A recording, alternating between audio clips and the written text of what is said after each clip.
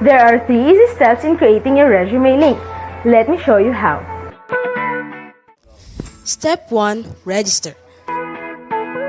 Go to www.jobs180.com using any browser and click Register Now. Fill out all the information needed. In choosing your resume link, use your full name so that it looks professional and it's easy to recall by potential employers. For example, Antonio Juan de la Cruz.jobs180.com. Step 2. Create and design. When creating your resume, make sure to complete your personal information and upload your profile picture. One of the highlights of the resume link is the portfolio section. In the portfolio section, you can show off your skills by uploading samples of your work like documents, pictures, videos, and your social media links. Your resume link also features different themes and you can upload a cover photo. This is a combination of a cover letter and a social network cover photo. Here is an example. You can also download a copy of your resume link and print it.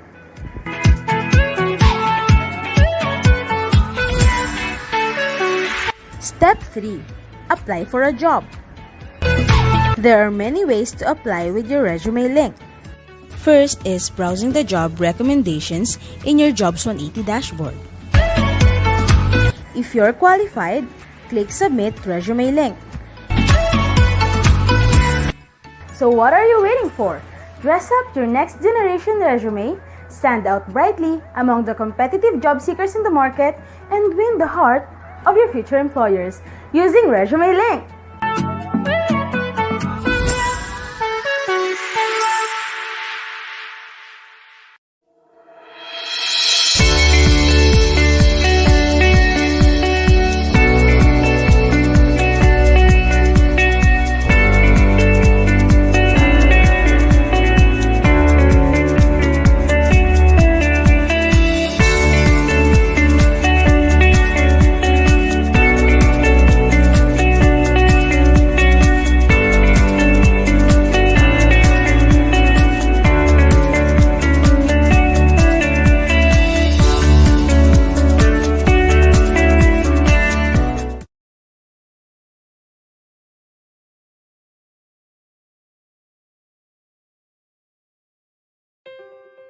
The clinical trial market as we know it is about to change.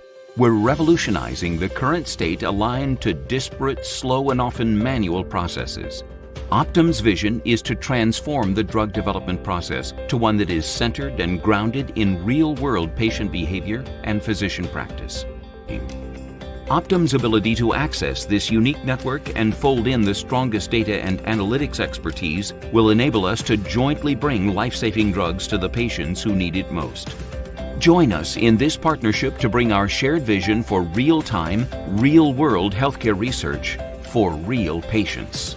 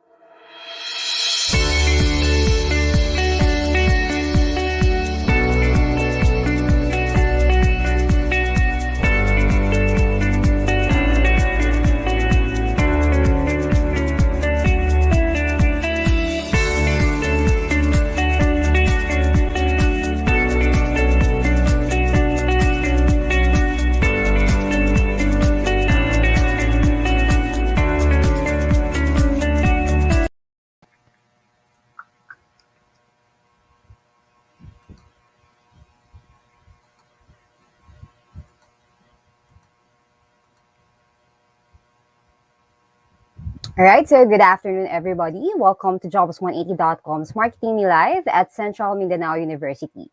So today we will be joined by speakers from Jobs180.com, VXI, and Optum. So before we start, may we invite everybody for a short prayer followed by the singing of the national anthem and Bukidnon My Home video.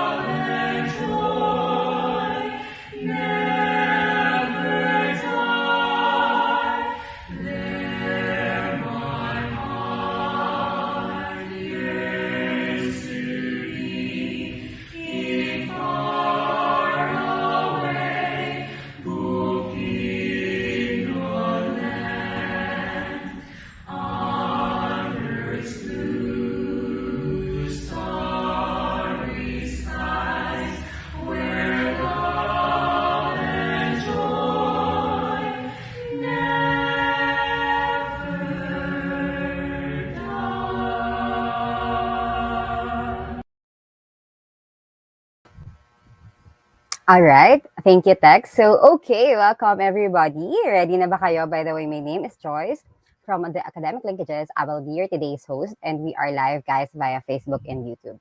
So, we hope that everybody is excited to learn new things today. So, to officially start today's session, may we invite Dr. Jose Alexander C. Abella, Vice President of Academic Affairs, for his opening remarks. Good afternoon to everyone.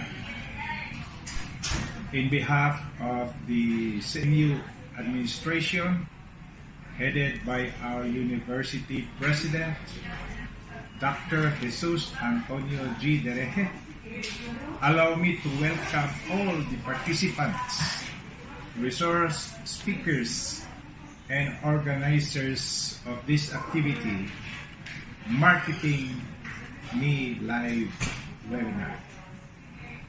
Allow me to express CMU's profound gratitude to the organizers of this activity, the OASP, headed by Director Dennis Tan, and our partner, Mr. Kim Chua of Jobs180.com.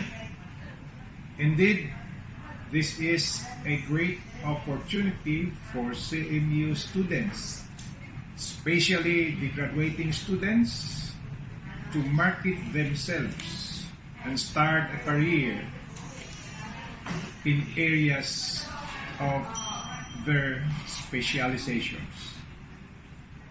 It is in this regard that I encourage fourth-year students, junior students, and graduating students to actively participate in this once-in-a-lifetime opportunity. Again, welcome everyone, and hope this activity will meet your expectations. Have a wonderful afternoon.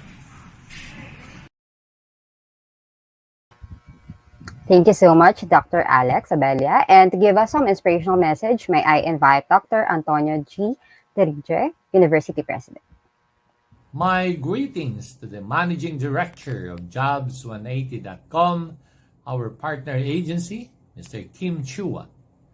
To the speakers, Ms. Crissy Teoxon, Talent Acquisition Officer of Jobs180.com, and Ms. Reese, Pasia, Recruitment Manager of Optum Global Solutions, to the members of the Administrative Council of Central Mindanao University, graduating students, friends, guests, ladies and gentlemen, good afternoon to all. At the outset, allow me to welcome you all to the virtual webinar for Marketing Me Live of Central Mindanao University.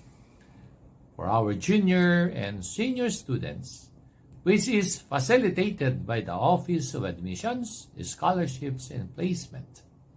This webinar aims to provide an opportunity for all our graduating students to help them how to create resume while in school and how to market themselves in applying a job or on-the-job training in the future.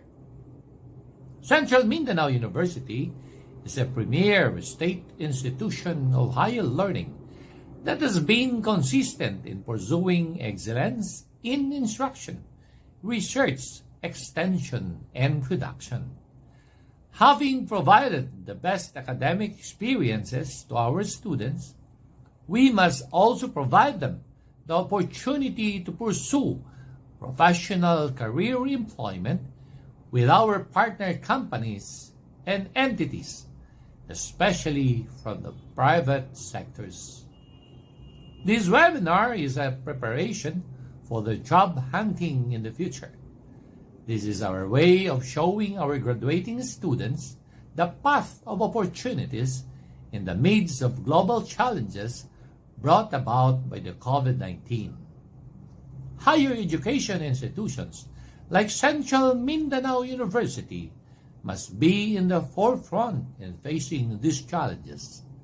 The trust of inclusive quality and sustainable growth you must carry out the multiple visions of higher education. To this, we must continue opening an opportunity for the young Filipinos to attain steady and sustainable support from state and university, stabilizing academic industry and academic community partnership. We must also carry supporting research results that translate into technological innovations as well as viable solutions to the persistent problems of our community and country. This webinar entitled Marketing Me Live, which we are doing virtually today, is our way of showing that we have to walk our talk and we are willing to take the extra mile just to help our graduating students get employment even before graduation. But we cannot do this alone without the untiring support of our partners from the different companies. We know that it is not easy to conduct this kind of activity with our movement is restricted, but thanks to the advancement of technology, this notable activity has to proceed for the best interest of our graduating students and their juniors. Again, CMU is grateful to your participation and support to this virtual webinar. May our exerted efforts will be paid off for the better future of our younger generation. Thank you very much and mabuhay ang Central Mindanao University. Thank you for that, sir. So as usual, for our audience today, please comment your name, your year, and your course. And if you have questions later on, please type them in so we can answer them after the talk po. And please don't forget to tag and share this to your friends too. So kung wala pa sila dito, tawagin nyo na. Nakakapanghinayang naman po if mamimiss nila itong event na to. This is a once in a lifetime, so might grab the opportunity. Okay? Okay, so here is our schedule for today. So we have first we have how companies hire for work from home jobs, which will be discussed by Optum, and we have virtual interviews by VXI Global and the resume link by jobs180.com. Again, shout out to everyone who is here na. Again, please comment your name, your year, and your course. And as we go along, type in your questions so we can read it later. And please, wag kayong mahiya. This is your chance to ask, guys, before you face the real adulting thing or the world of work. Okay? So, kilalanin na po natin ang ating unang speaker. Okay? So, she is a college graduate po from the La Salle University, Manila, where she finished her course of International Studies, majoring in European Studies.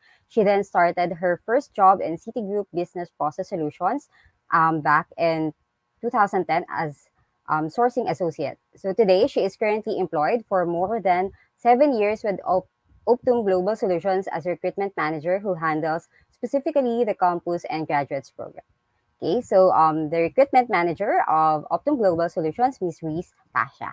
Good afternoon, ma'am. Good afternoon, Hi. Ms. Good Hi, afternoon, ma'am. Joyce. Good afternoon, everyone. Thank you so much for having me. All right, so let's test your share screen, Ms. Reese. Sure. And then just please let me know if you already see my screen, okay? All right po. Mhm. All right. Can you see my screen? Not yet po. I think it's loading.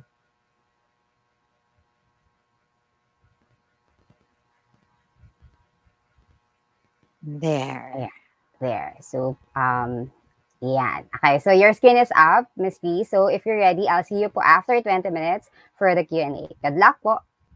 Thank you so much, Joyce. And again, good afternoon, everyone. My name is Reese Pasia. I'm part of Optum Global Solutions Philippines. And today, I will be sharing with you all our main topic, which is how to hire from work from home or how we are hiring jobs from work from home right now. But before we start on the topic, I'd like to casually introduce myself. This is also a way that we introduce ourselves and my company, so you get to know us even better. So again, I am Christine Therese Huang Pasha. I am a recruitment manager, a part of the Campus and Graduates program here at Optum Global Solutions Philippines. I've been with the company for over, I think, 9 years already since my anniversary was back in November of 6.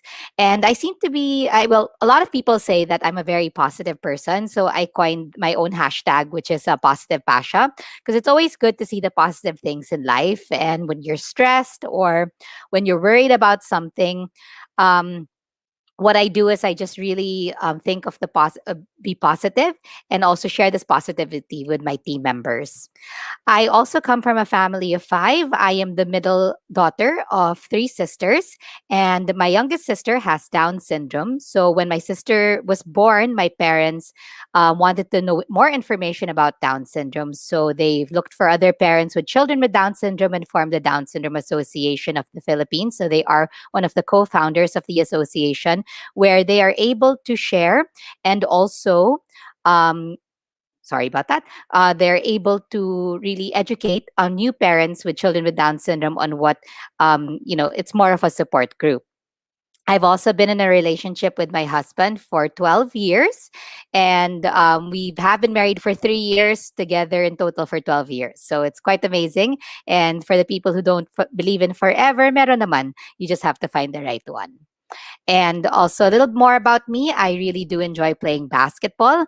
It's one of my favorite sports. I used to play basketball before the pandemic. So hopefully when the cases die down, I can start playing again.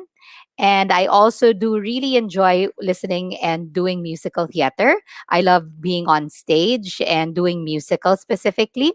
So when I'm also stressed, I just turn on my Broadway music and listen to my musicals to calm down. So that's a little bit about me. And before I also discuss our topic, I'd like to discuss about the company that I work for, which is Optum Global Solutions Philippines. So, Optum is the number one healthcare company in the United States under the umbrella of United Health Group. And we are a Fortune 5 company out of the Fortune 500 companies in the United States. So, that's quite big, right? We're a very global organization, approximately over 200, almost 200,000 employees worldwide, and over 16,000 in the Philippines. And we touch nearly every aspect of the healthcare system, financing, and delivery systems. So locally, you can compare us to MaxiCare, IntelliCare, your local healthcare insurance companies. However, definitely we are much bigger and much global in scale. I'm also very proud to say that in my organization, our mission and values are very much important in what we do on a day to day.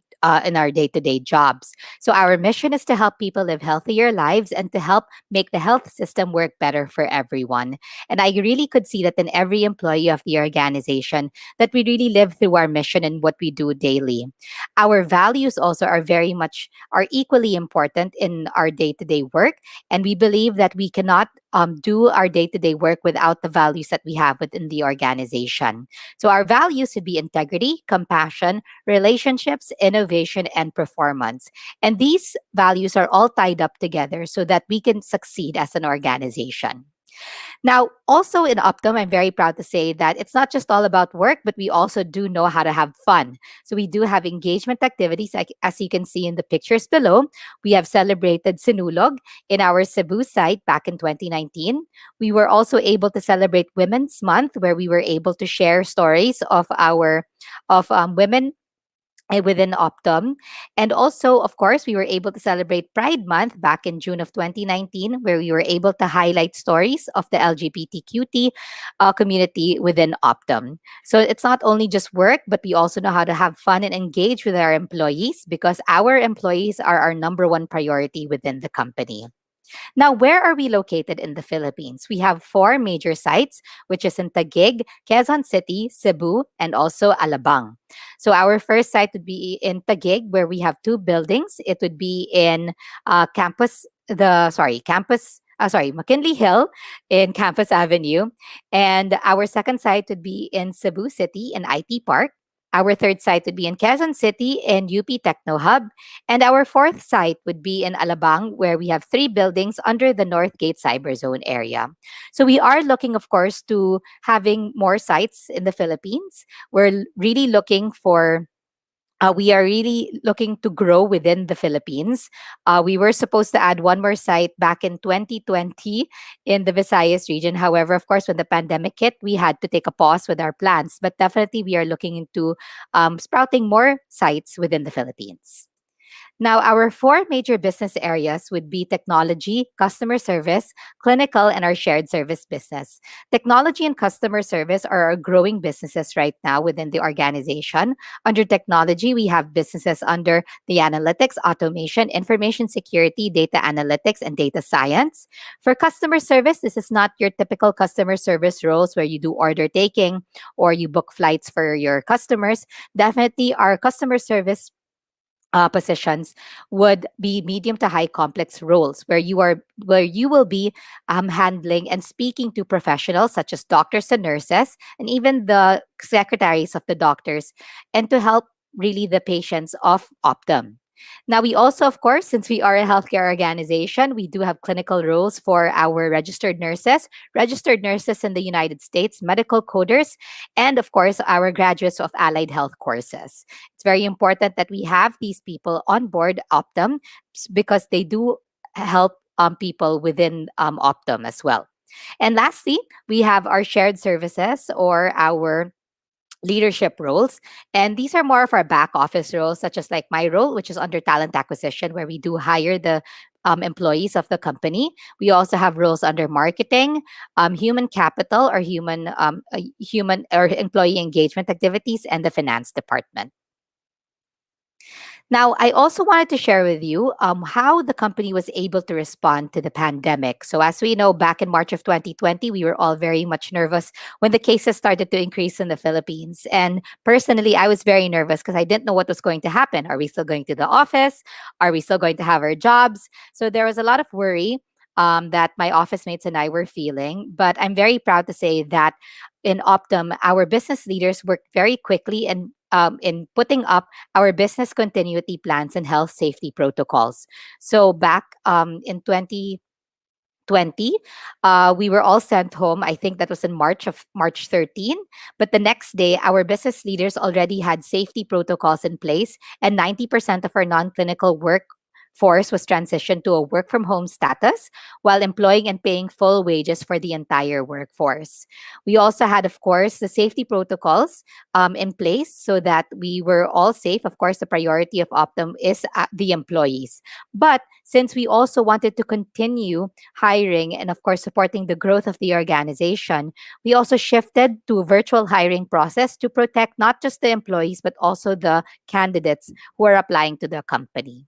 And I'm also very proud to say that we still live through our mission and values of the company by donating an additional 10 million to the different countries that have Optum sites. And locally in the Philippines, we were able to partner with Caritas Manila and we were able to donate to them to support the people who were affected by the pandemic. So I'm very proud to say that Optum worked very quickly in certain business continuity plans and also health safety protocols because, again, the number one priority of Optum is really the welfare of the employees. So I'm very proud to say that we're still doing very well and still growing in the company. Now, for the main topic for this afternoon, I was tasked to talk about how companies hire work from home jobs. So, currently, as I mentioned earlier, Optum employees are currently working from home at the moment. And being part of talent acquisition, we are still hiring candidates from a work from home status. But how do we do that, right? How are we able to still hire while we're working from home? Don't we need to be together? So, because of the power of technology and also our new policies and plan, we are able to hire and still make Optum grow. Now, essentially, it's definitely the same thing. from hiring people in the office and also hiring virtually, it's very much the same thing. And the only thing that's different is, of course, that we don't see each other face to face. But we do the same process. We still follow the same recruitment process that we have the candidates go through. And we also, of course, discuss the same matters that we discuss face to face to our candidates who are applying for our company. So these would be the 6 steps that we follow in hiring from while we are working from home. So how do companies hire from work from home?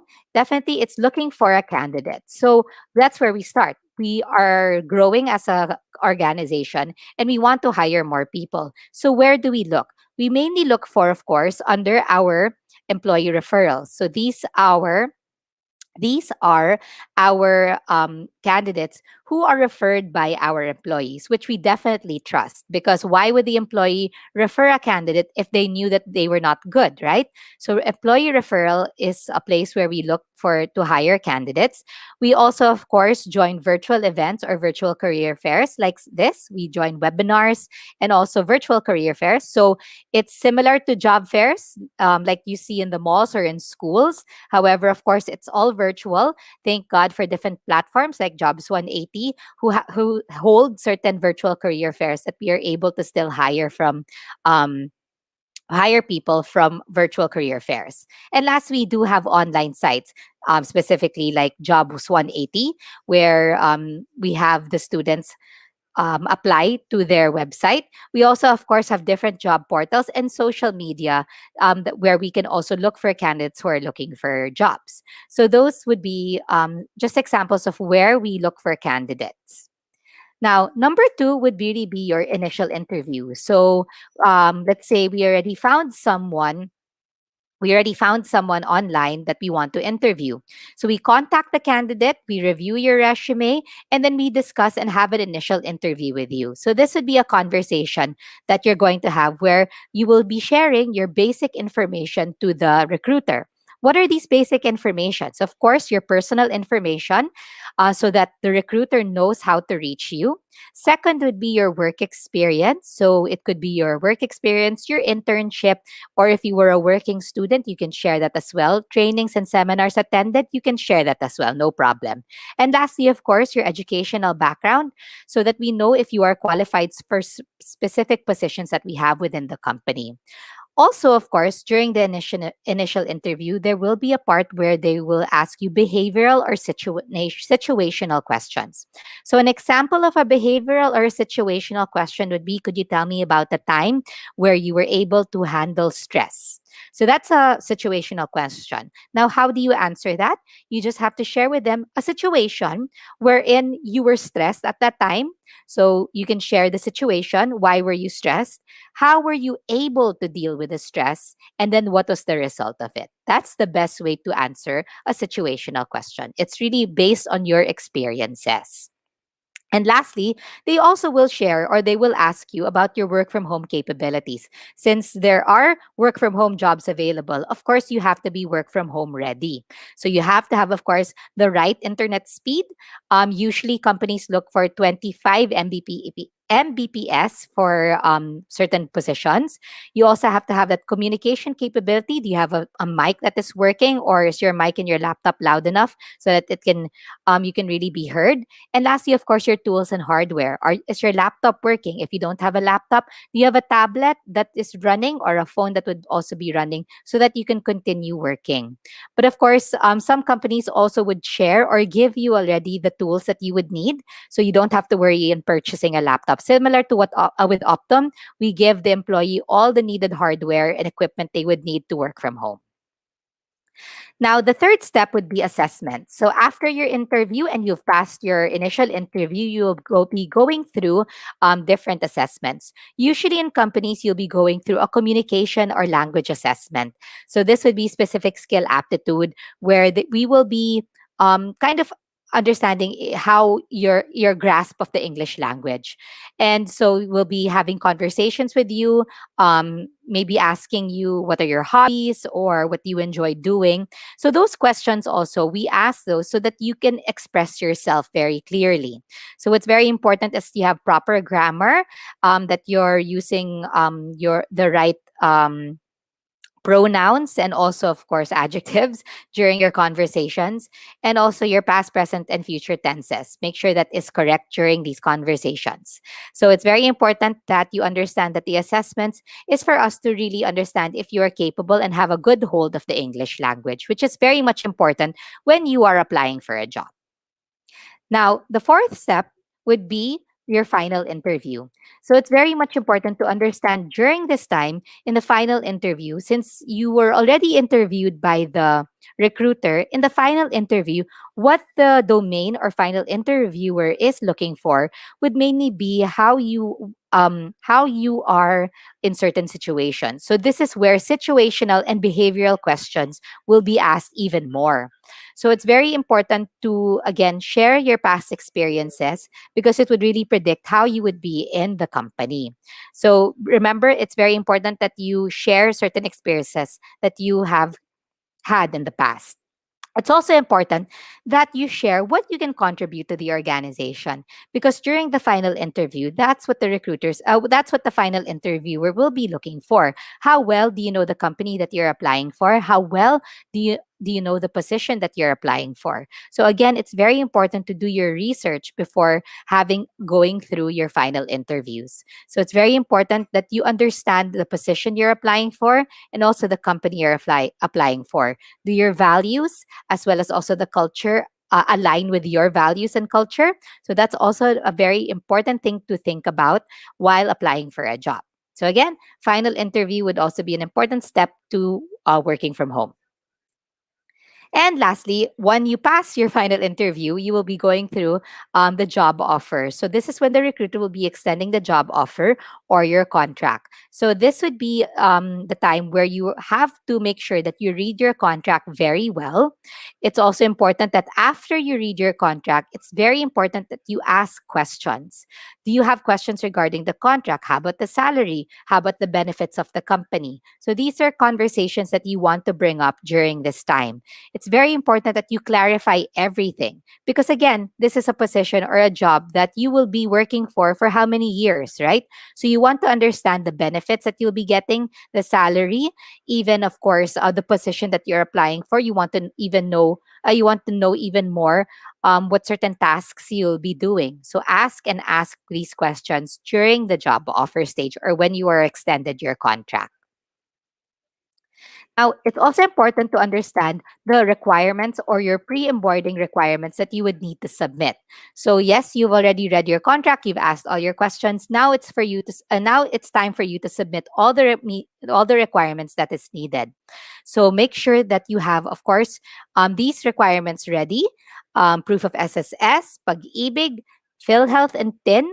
If you had previous work experience, make sure you have proof of your resignation. So usually that's your certificate of employment.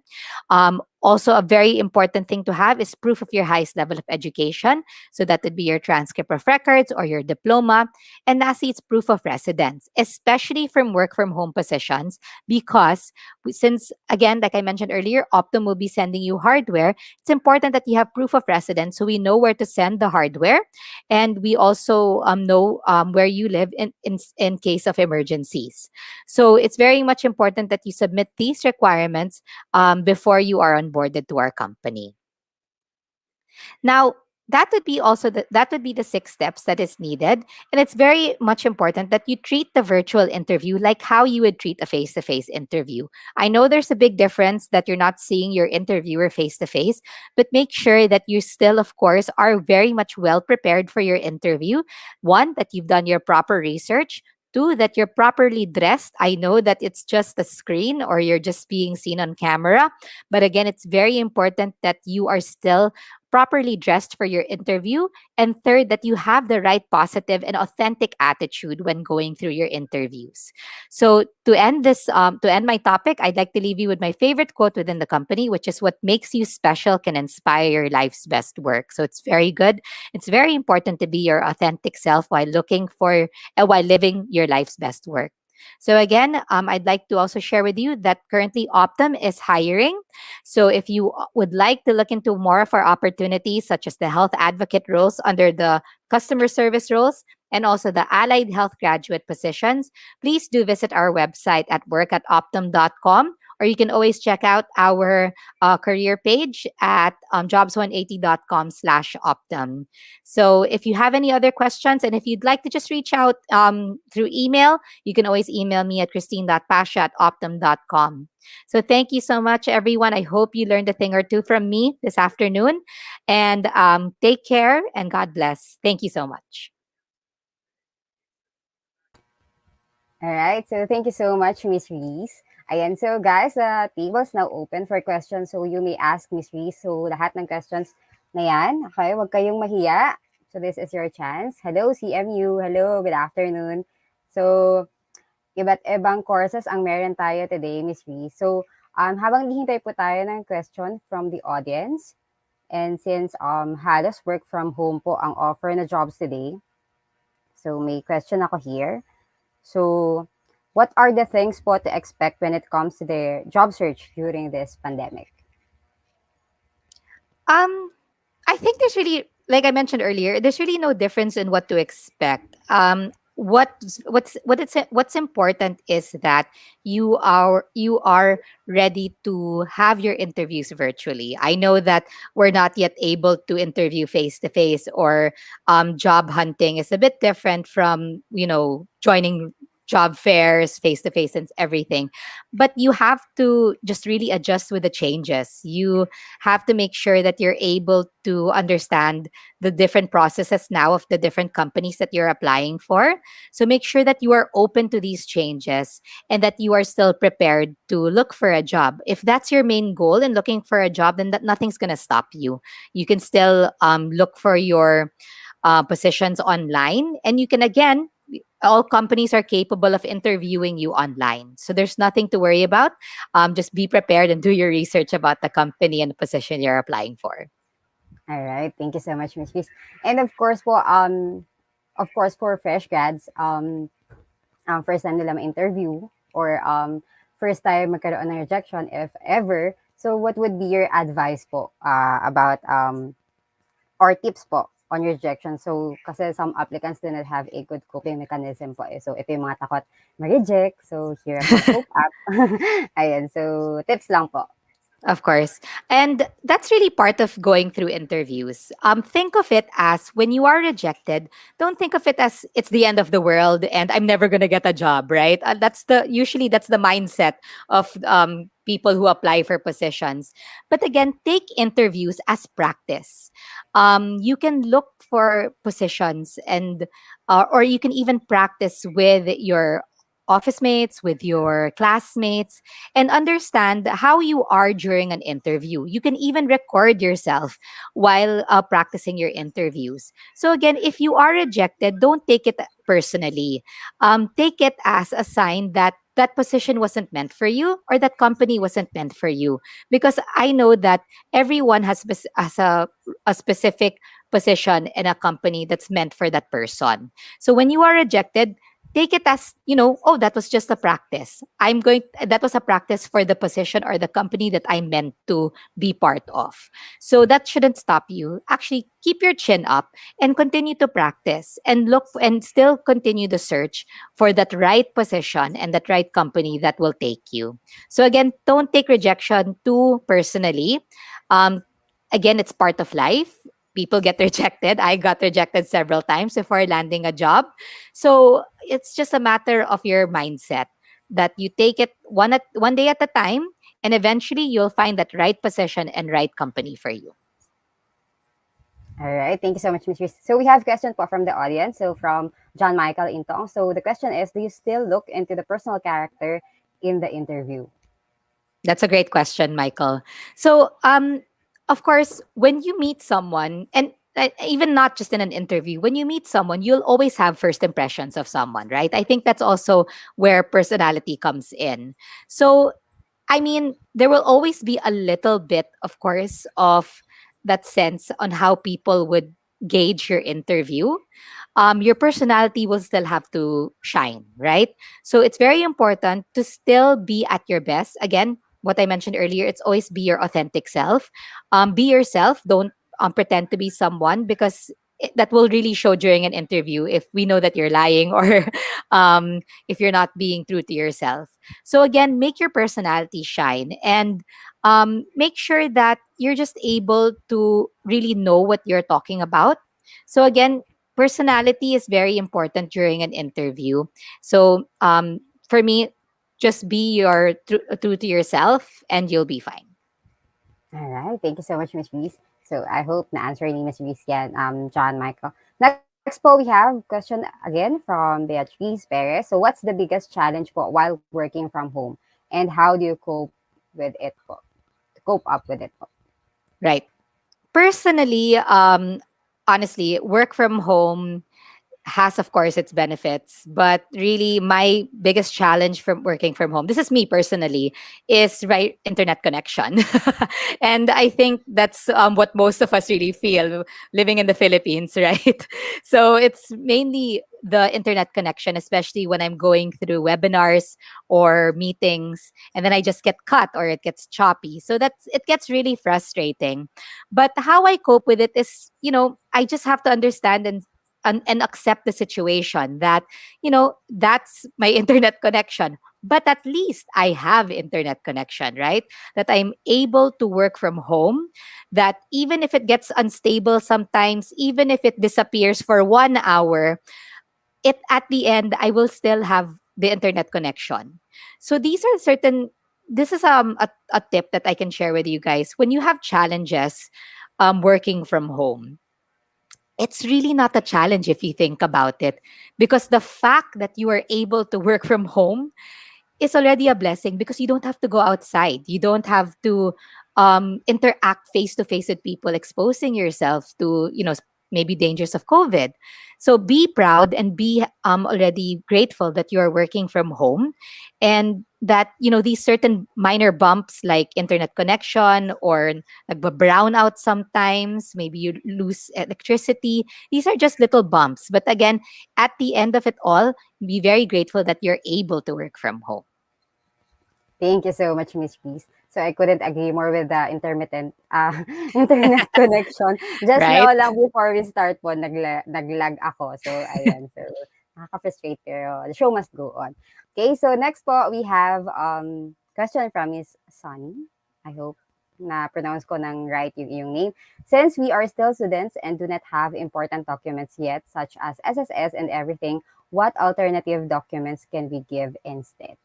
Right. That's a good question, Sunny. So for fresh graduates, well, specifically in Optum, we just really need honestly a copy or your proof of SSS. That's it.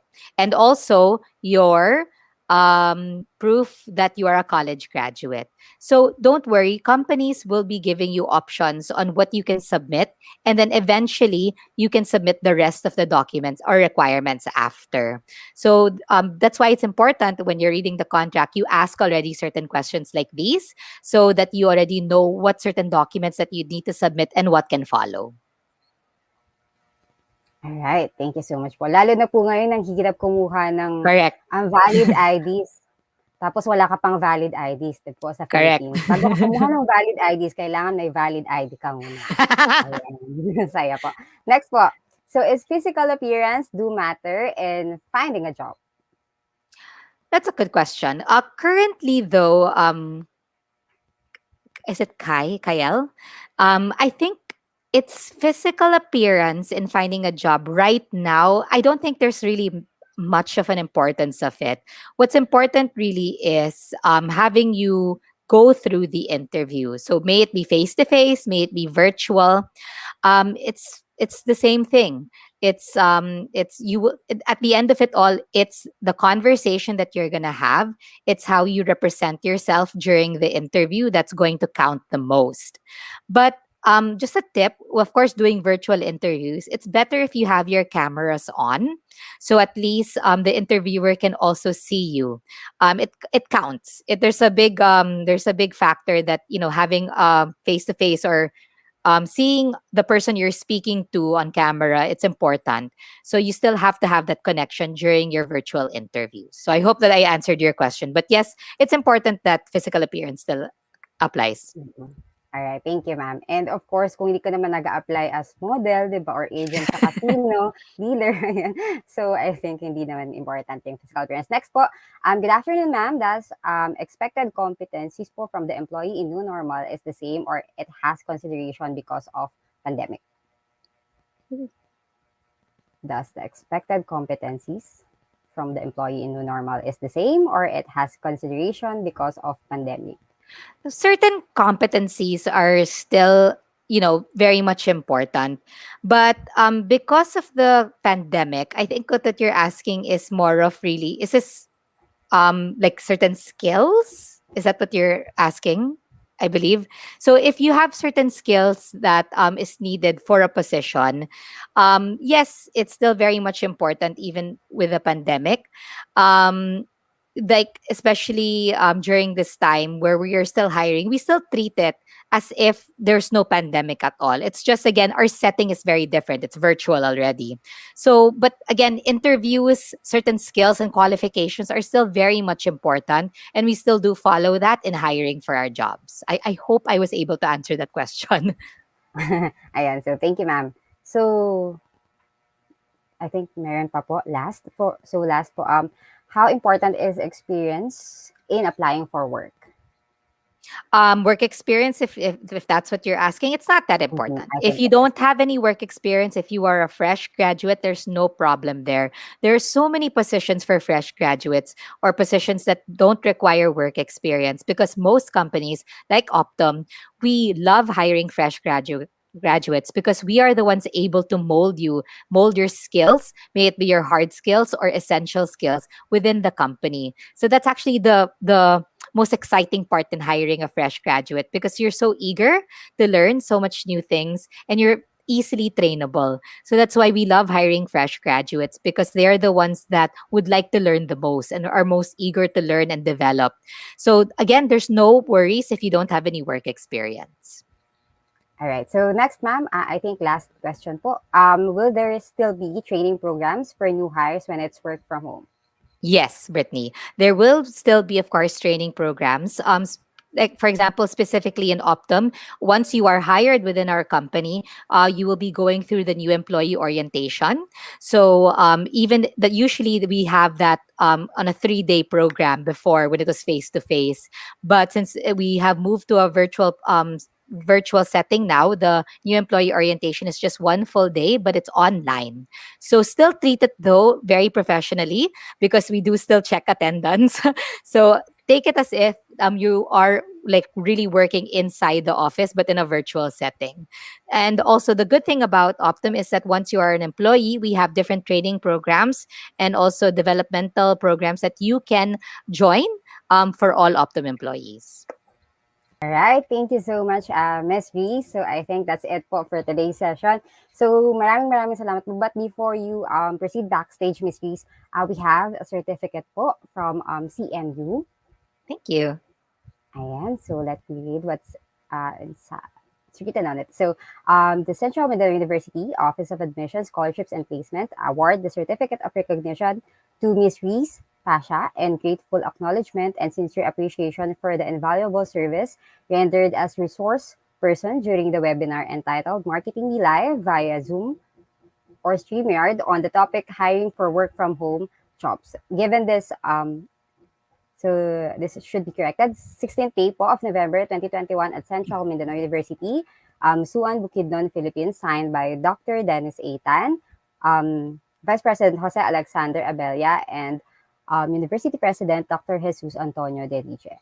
Ayan. So, virtual clap naman po for Miss Reese. Ayan, ang galing-galing ni Miss Reese. Ayan, thank you so much, Miss Reese. Thank you so much po for joining us today.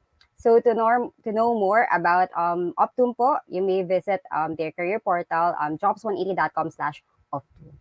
Thank you so much, so Joyce. much, Miss Reese. Thank you, everyone. Have a great afternoon. Bye. Thank you so much, Miss. Okay, so don't worry, guys. Lahat ng mga questions na meron pa kayo, ipunin nyo lang. We still have 2 speakers left. Okay, so kilalanin na natin ang ating susunod na speaker. Okay, so mas masaya ito kasi virtual interviews. So yung mga gustong malaman or matutunan about virtual interviews. So our speaker for today is a graduate of a Bachelor of Science in Secondary Education from the Technological Institute of the Philippines. So she has 8 years of work experience in the field of PPO, talent acquisition, which led her to a stint with VXI Global Holdings as a talent acquisition officer. With this role, she is responsible for talent acquisition internal sourcing strategies such as referral programs and employee engagement. Please welcome Ms. Crissy Teoxon, the Talent Acquisition Officer from VXI. Good afternoon, Miss Crissy. Good afternoon. Hi, Joyce. Hi, everybody. Hello, ma'am.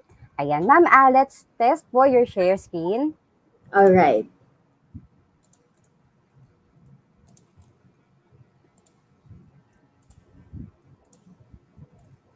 All right. Can you guys see my screen? Yes, ma'am, it's up. So I think, ma'am, you're ready. I'll see you po after 20 minutes for the Q&A. Good luck po. All right. Thank you, Joyce. Hello, everybody. Good afternoon. And thank you so much for having VXI attend this forum today. We're very, very pleased to be here. Hello, everyone. Okay. So yes, my name is Crissy, and I am assigned to discuss with you our topic, which is called virtual interview and interview tips. And in today's segment, we will be talking about how to prepare for a virtual interview and interview tips. Okay, so just so you know, guys, when we say virtual interview, this is already actually present from long ago, from a few years back. It's because some companies have already started posting their hiring and they thought of probably we can find the right talent for this opening, even if the applicant is not within our geographical location. But it has become more popular this recent years because, as you know, what happened, we now have the pandemic, so we had to limit face-to-face interactions. So virtual interviews have become more popular these days, right? So as you know, and you are in this time where you guys will be applying and most of you will be processing virtually, here is how you guys can prepare. Okay, virtual interview preparation. So first things first, when we say virtual, it's gonna be via use of technology. So I'd like to recommend that the first thing that you have to do is to test your technology beforehand. Okay? And what do we mean by that? So these includes one, identify what tool should you use so that you'd be able to know what items will you be preparing. Is it going to be a phone interview? Is it going to be an interview that requires me to open my video cam so that I would be able to prepare those things as well, right? And you have to also check the audio and video input and output of your device. Okay, better if you can do this ahead of time. And if you can do this with a friend or with a family member so that they can also confirm if during the tech run or your tech run for your interview, they can confirm if there are statics in the background or you're cutting in and out, so that at least you will be able to know that these are the items that you have to work on, and on the time of your actual interview this is already addressed. Okay, next is you have to find the most suitable camera angle. So of course, it's important that you are the focus of the interview. So when you set your camera and you set a camera angle, it will be helpful for you to set your camera at an eye level so that you'd be able to, it creates an illusion that you are looking at the interviewer straight, eye to eye contact, right? So set your camera at eye level. And lastly, on this part of the presentation, most importantly, you have to check the reliability of your internet connection. So I heard our first speaker a while ago, and Miss Joyce as well, that not it's not uncommon that we have internet issues. Sometimes it really happens. So it would be better if you have this ready ahead of time. Okay.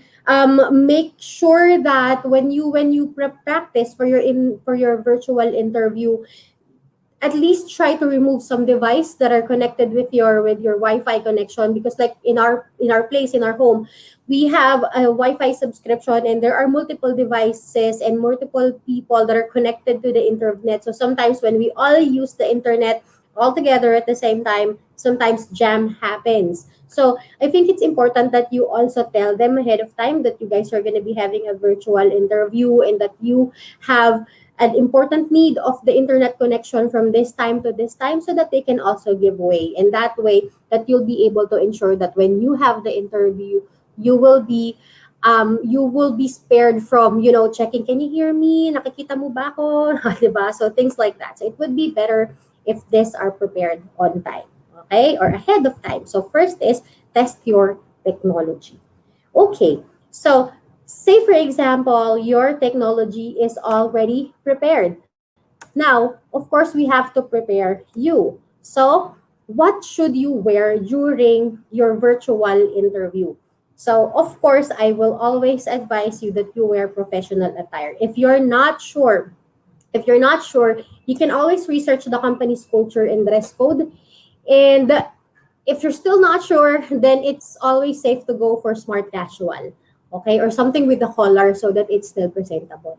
Okay, and I highly recommend that you dress the same as you would in a face-to-face interview. Why is that? What do I mean by that? I know I've seen a lot of memes where working people with, some memes on the internet. Some people will be wearing formal attires on top, and then boxer shorts down at bottom, and you know so not wearing the whole thing. I would recommend that if it is a virtual interview, you do the whole outfit. Why? Because again, it's still going to be as formal as it is like in an actual face-to-face interview, because it is an actual interview. So and another is that it gets your mind prepared and set, that it puts you in the zone that you are doing an interview over the phone. Somehow gets you to differentiate from a usual conversation with a friend with a video cam than with an interviewer with a video cam. Okay? So I'd like you to be prepared, so you have to also prepare for that. Okay? And don't over accessorize. So if you're going to do virtual interview, obviously most parts of our body that's seen on the camera is mostly our face and then the upper part of our body. So there is no need for you to wear overly big accessories. Okay, so let's try to do away, especially if you're applying for a corporate job, let's do away from dangling earrings or oversized headpieces. Although they're not bad, it's just that we want the focus of the interviewer to be on you and not on your accessories, because we want to highlight your skills, right? Not those accessories. So let's not over accessorize. Okay? And lastly, groom yourself. Groom yourself. Like I said, kagaya ng gagawin natin sa face-to-face interview, we take a bath, we clean our fingernails, we dress as if we're going on a face-to-face interview, because again, it gets you in the zone that you are doing an interview, and it separates you from the zone that you're just having a casual conversation with a friend. Okay, so that's how those two become different. And it gets you in the mental state that you have to be alert, because this is an interview and not just some chit chat. So there. So kung ready na yung technology and you guys are already dressed up for the interview, what's the next part? You also have to prepare. You have to prepare the location where you're gonna have the interview. And lastly, you have to limit distractions. Okay? So choose a room that is clean and professional looking, so that the interviewer again can focus the attention on you and not what is around you. So I highly recommend that you go for backgrounds that has neutral colors, or at least plain background, because we don't want your background to be very busy. So as much as possible, avoid choosing locations such as the kitchen or such as the wash area, somewhere that's a little less distracting or at least no distractions at all. Okay?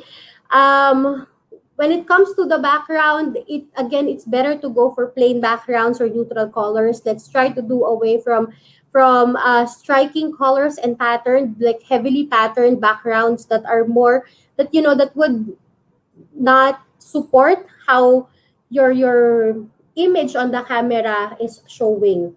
Okay, so there. It's also recommended that you use lightings. It's very available now from different merchants and different online shops, so you guys can also get one for yourself. So at least it helps in the lighting while you're having your interview, so that your facial expression is more seen by the interviewer. Okay. Next, place pets in a designated room during critical working hours or during your interview. So make sure that your pets are not running around, so that when they bark, it won't be an issue when you're having an interview, and it will not distract you because we want you to be focused, right? So if there are things that are happening around the place, it can distract you from your interview, and you can lose focus on what you're saying. Okay? And lastly, I find this very important. Tell the people you are sharing space with about the area that you'll be using for your interview. So you can put a signboard outside your room and tell them that you guys are going to be having an interview from this time to this time. Why? Well, for the first reason I mentioned a while ago, so that they can give way for the internet usage. They can disconnect their phones or probably refrain from playing online games while you're on interview, so that your internet connection will not jam.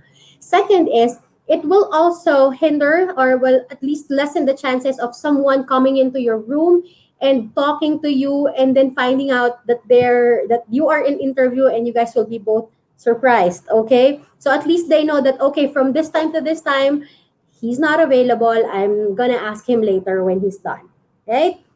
And lastly, it will also help the people in your place to support you. What if there are kids running around, or there's somebody cleaning using the vacuum just outside your door? So it can all distract you from your interview. So if you make the people that you're sharing your space with aware that you're having an interview, then they can help you with these distractions to be limited. Okay?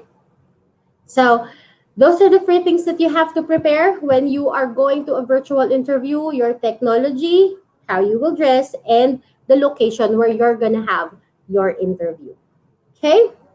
Now, since you are ready, let's go to the interview proper. Of course, you are already prepared, so you have to also be prepared of what am I going to say in the interview.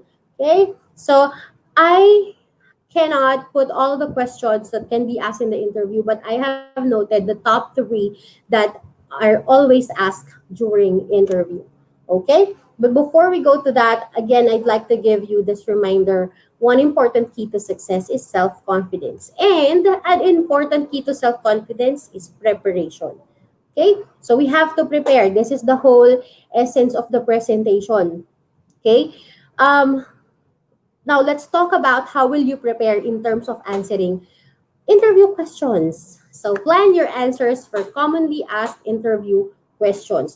Hindi natin mahuhulaan lahat ng tanong na lalabas, but the top three that I'm going to give you is something very basic that you guys can already prepare ahead of time. So, first question is, of course, the classic. Tell me something about yourself. Okay. So some candidates, some applicants are already nervous when they are asked this question. Tell me something about yourself. Now, I understand that there are so many things about oneself that we can share, right? We have our hobbies, we have our views in life, we have our philosophies, but we will narrow it down when it comes to interviews in general. We narrow it down to the things that could support that you are qualified for the position you're applying for. So what are those things that you have to include when you're asked, tell me something about yourself?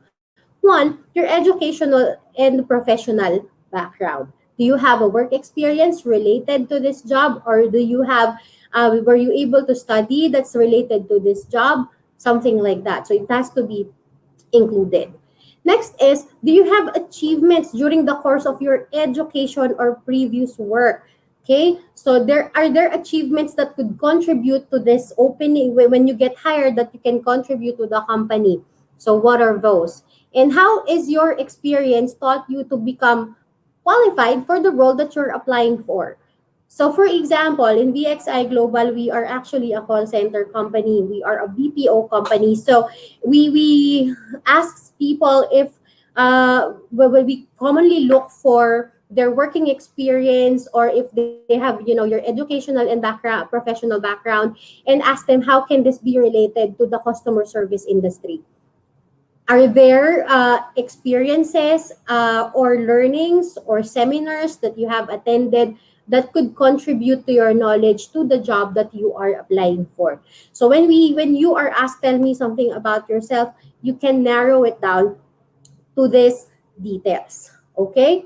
And to make it fun, probably at the end you can add, some of your hobbies, and some of, what you do during your free time. That's what you can add. Okay? Next, next question that will commonly be asked is, why do you want to work here? Of course, there are so many companies in different industries.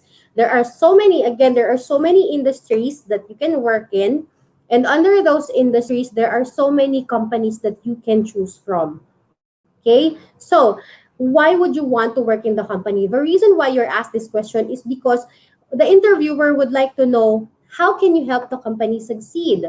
And what are your traits that could complement the culture of the organization?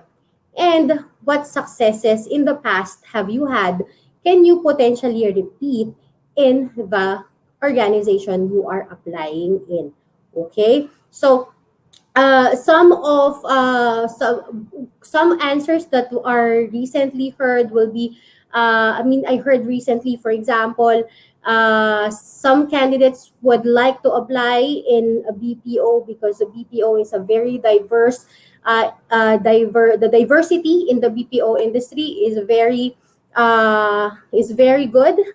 So it attracts people to apply in this industry and at a specific company. So it's something that you have to also check.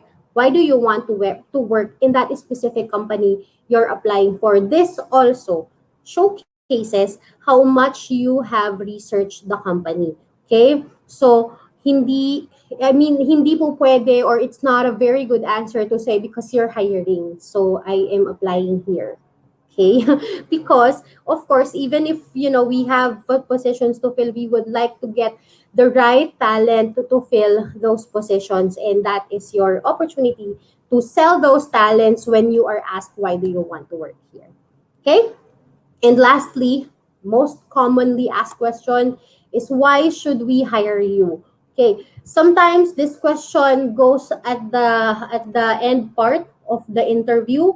So I'd like you guys to really pay attention on this question. It seems like it's already very common that everybody asks that when you're doing an interview, but it's very important because for me as an interviewer, I normally ask this question for as a bonus round. If there is something that I have not asked you yet, or if there is a skill that we have not yet talked about, or a talent, a competency that you have that can help the company, then this is your chance to throw that pitch. Why should we hire you, and why are you the best fit for the role? Of course, you have to understand that sometimes in a position, in one position there could be 5 candidates applying for it, right? So why are you the best fit for this role? Why are you the best choice? So it's important that you identify what is that makes you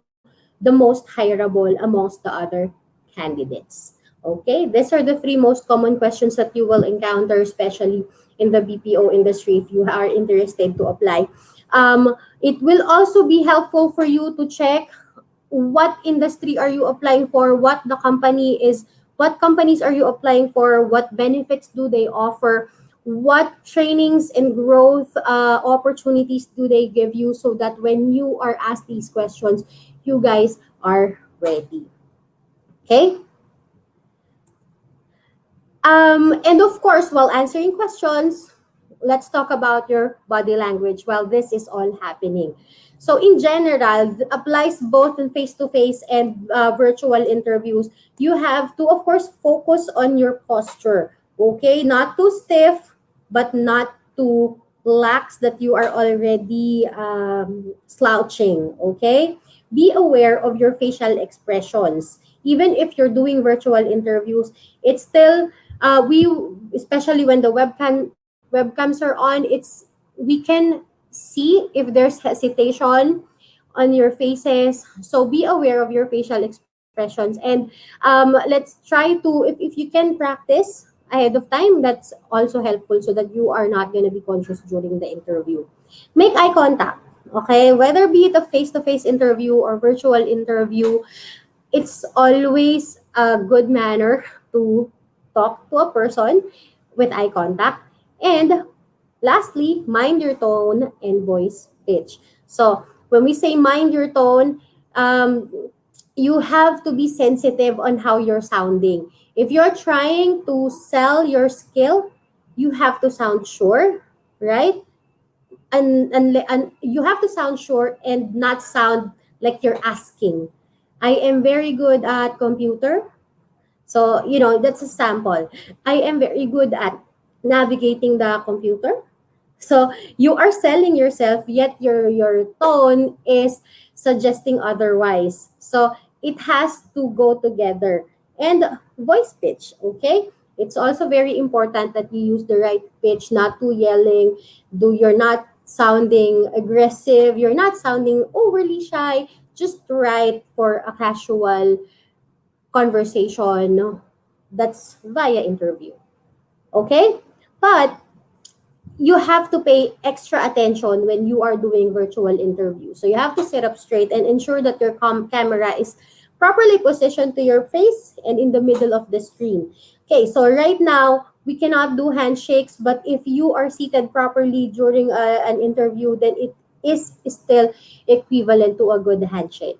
And find other ways to greet and exude enthusiasm. So I right now, of course, during the virtual interviews, this is the part of your body that's mostly seen. So you can do other gestures such as wave, or such as do gestures that show you're enthusiastic about talking to this person, right? So there.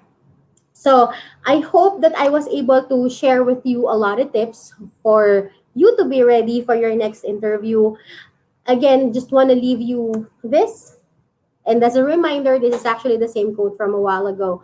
Again, one important key to success is self-confidence. And an important key to self-confidence is preparation. So thank you so much for listening to my presentation. Thank you so much, Miss Crissy.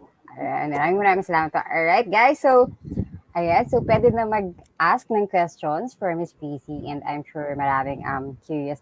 Pero, ma'am, before po, kasi we have questions po kanina na mga hindi na-answer. So, first po, from Sir Lambert, Neil Aita. As a new worker, how to handle peer pressure po in the workplace? Hi, Lambert. Thank you for that question. Actually, being a new worker, I have seen this a couple of times when we have new joiners. Of course, we're very excited to have new joiners, and you're to be trained, to be taught how what to do and what are your tasks.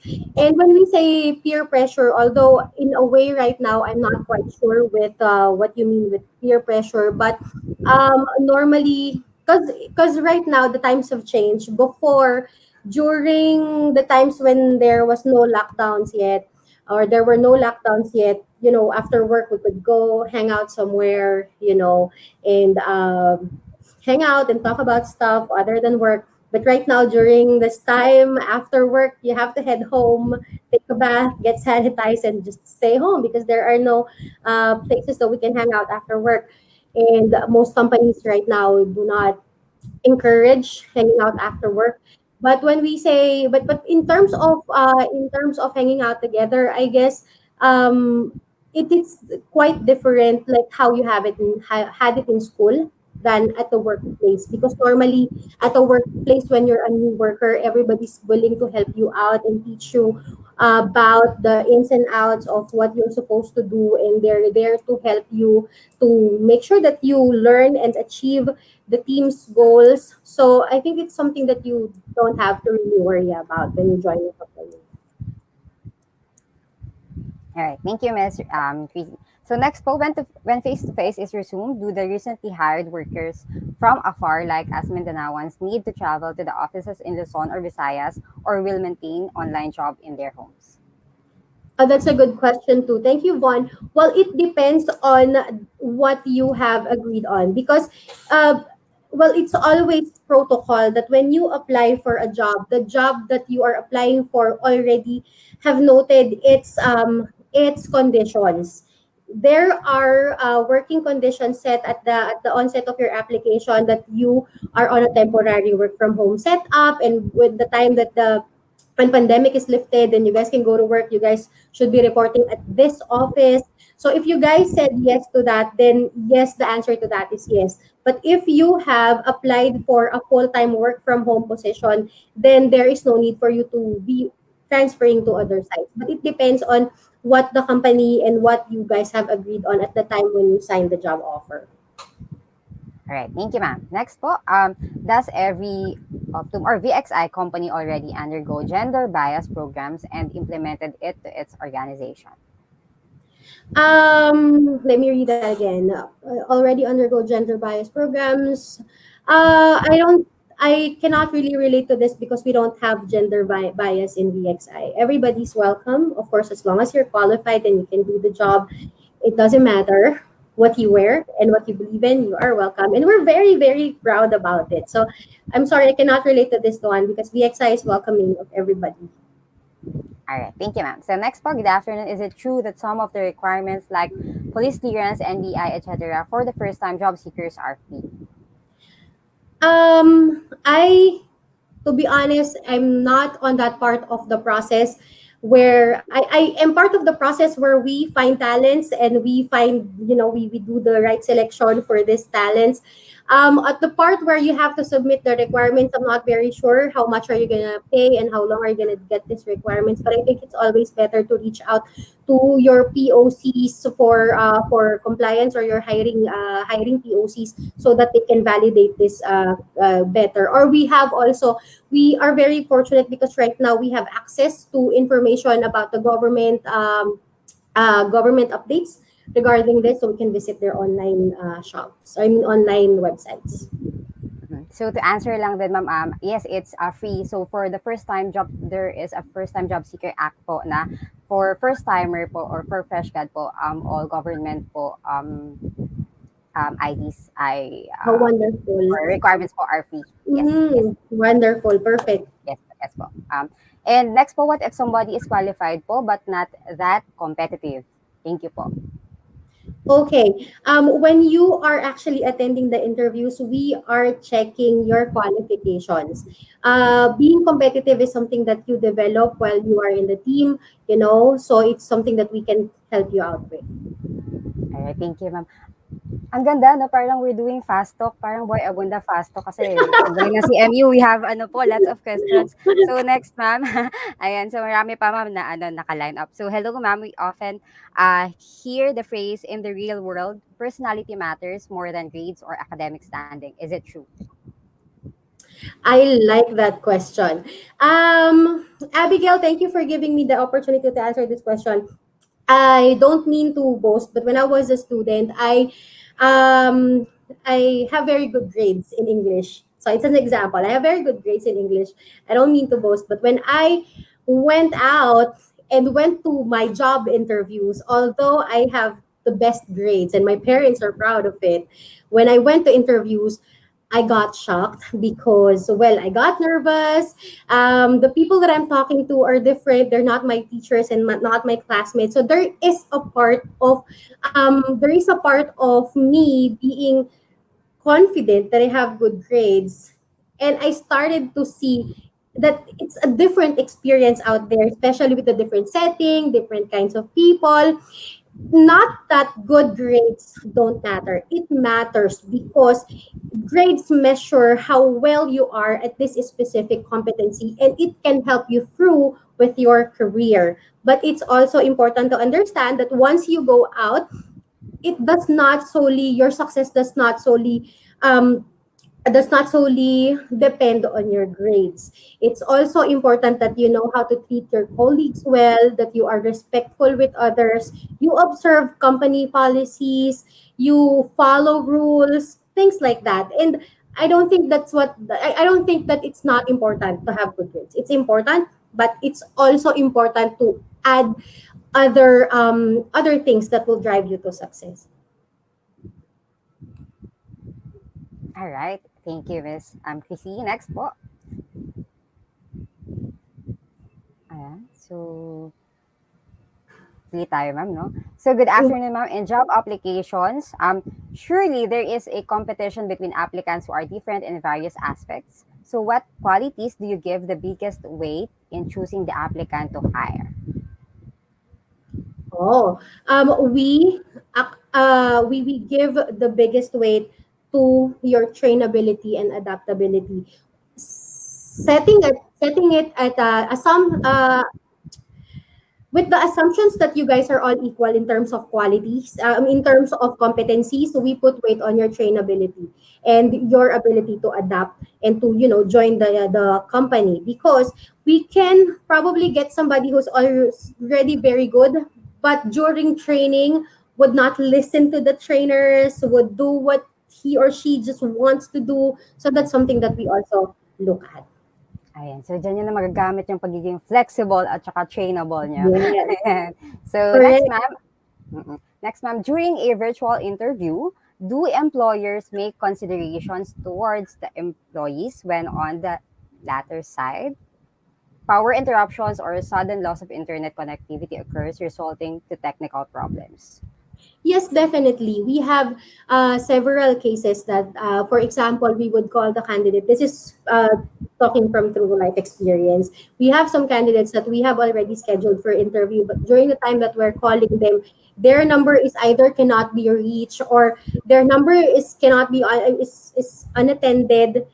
What's important, guys, is when you have technical difficulties, for just to complete my story, for those people who were not able to answer our call, we would send them text messages reminding them that we will schedule them, because internet internet interruption or power interruption does not mean that you're not qualified for the job. It's just that we cannot reach you. It would be better for you if you experience these things to send a follow-up message to your hiring representative. Okay? So say for example, the line was cut and you cannot reconnect, just send a message, inform the recruiter that you are still interested, just that you're having issues on technical aspects, so that your interviewer can also do necessary measures to reschedule you, or to check other options on how they can administer your examinations, stuff like that.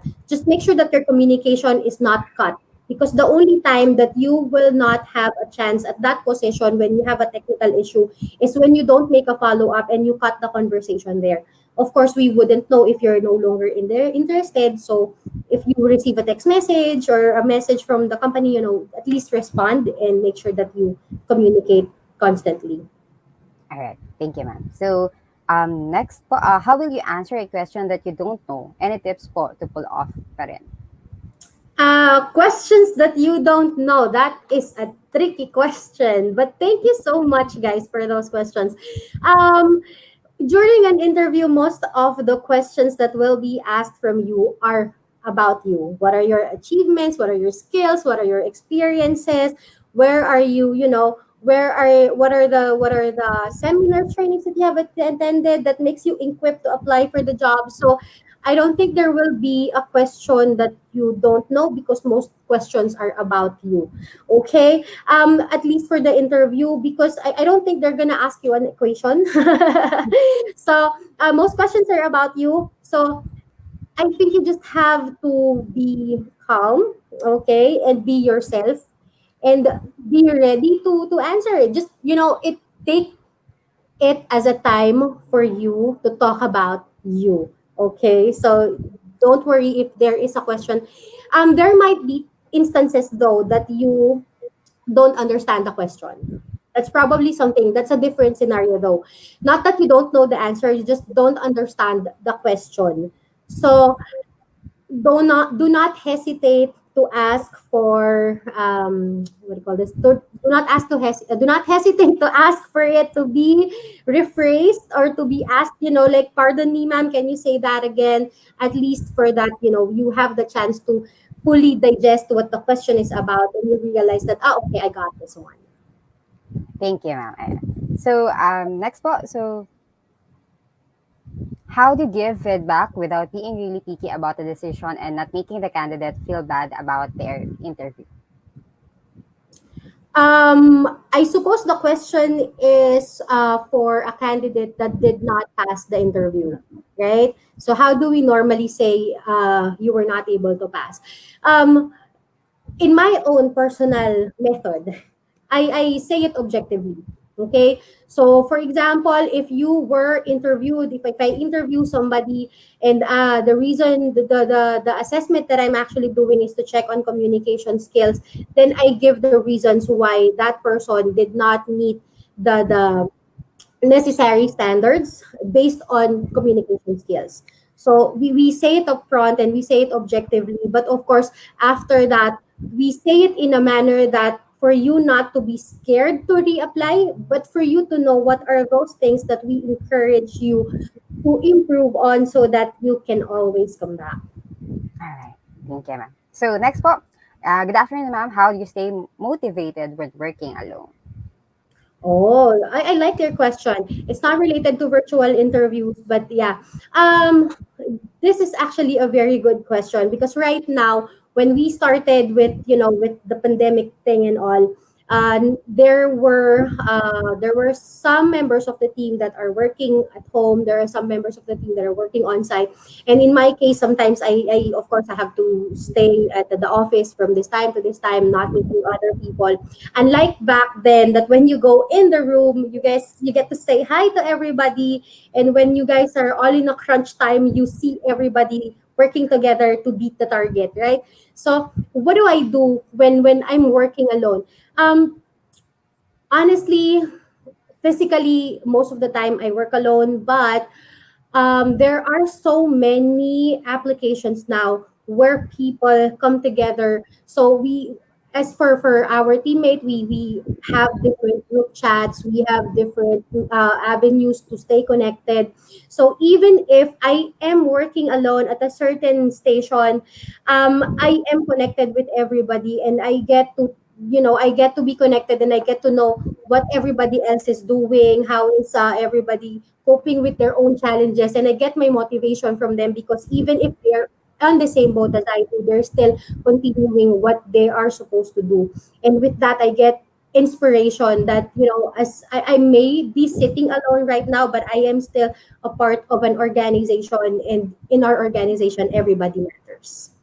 All right. Thank you, ma'am. So, I think this is the last question po.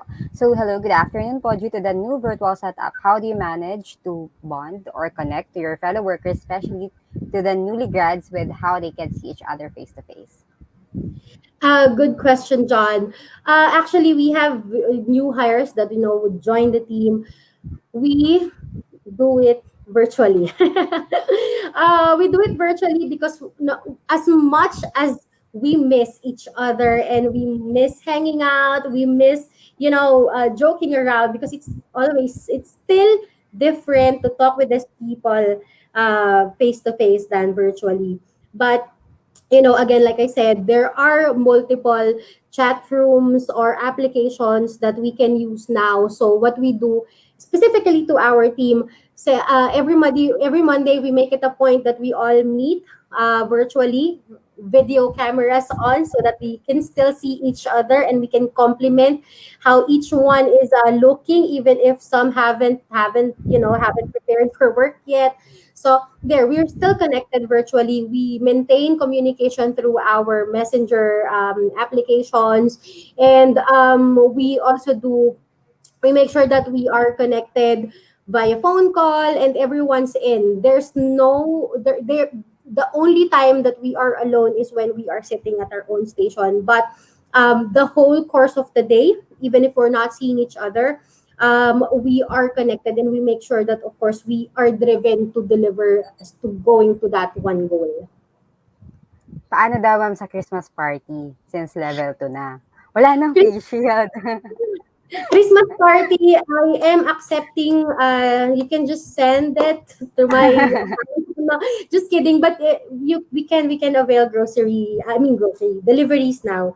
We can avail deliveries now. So if we have gifts to our colleagues, if you guys have gifts for me, no, just kidding. But you guys can just send it over because we have different courier services now. But just specific to VXI, even if it's the pandemic right now, Christmas is still happening, so we still get our hams, we still have our bonuses, so still it's a Wow. merry Christmas. So yeah, Yes. but Ma'am, may unfortunately, question no, pa. I think it's outside. ayaw paawat ng mga taga CMU. So, I love sobrang you dami guys. angkas. You guys are So, let's have two na lang po siguro since ano na rin po tayo ng time. So, um, eto, I'll check po. So, good afternoon, ma'am. Is it okay if you were not hired and passed the job interview, you can always have a chance to apply again? You have a chance to yes. apply again. Yes. The answer is yes. And echoing what our first speaker has said a while ago, do not treat the interview as like some kind of a difficult task that you have to get over, that you have to get over with. It is also a learning experience for you to be exposed and for you to know what are the areas that you can improve on. Specifically with VXI, for our agent openings, if you did not make it on your initial application, we always welcome re-applications every after 15 days because we believe that it is enough time for you to evaluate what are those items that you have to improve on. And when you go back to the interviews, you are ready. Okay, thank you, ma'am. So, last po, good afternoon po. In facing a job interview, how important it is to be well-spoken? Oh, okay. Um, well spoken is a very wide term. Okay, it's a very wide term when we say well spoken, but I'd like to narrow it down when it comes to applying for a specific position, whether be it in a medical field or in a BPO industry or in any industry. It is very important for you to be communicatively competent. Okay, to be able to relay your message correctly. So how are you going to do that? Make sure that when in terms of choices of words, be you have to use words that are, you can probably use company jargons. When we say jargons, these are terms, for example, for in the BPO industry, there are terms such as customer service, there are terms such as inbound, outbound. So if you're applying for that specific industry, just an example, you can check that. You can use those words. You can also research on them so that you are prepared. Also, when we say communicatively competent, it doesn't just narrow down to being able to speak English fluently with no errors.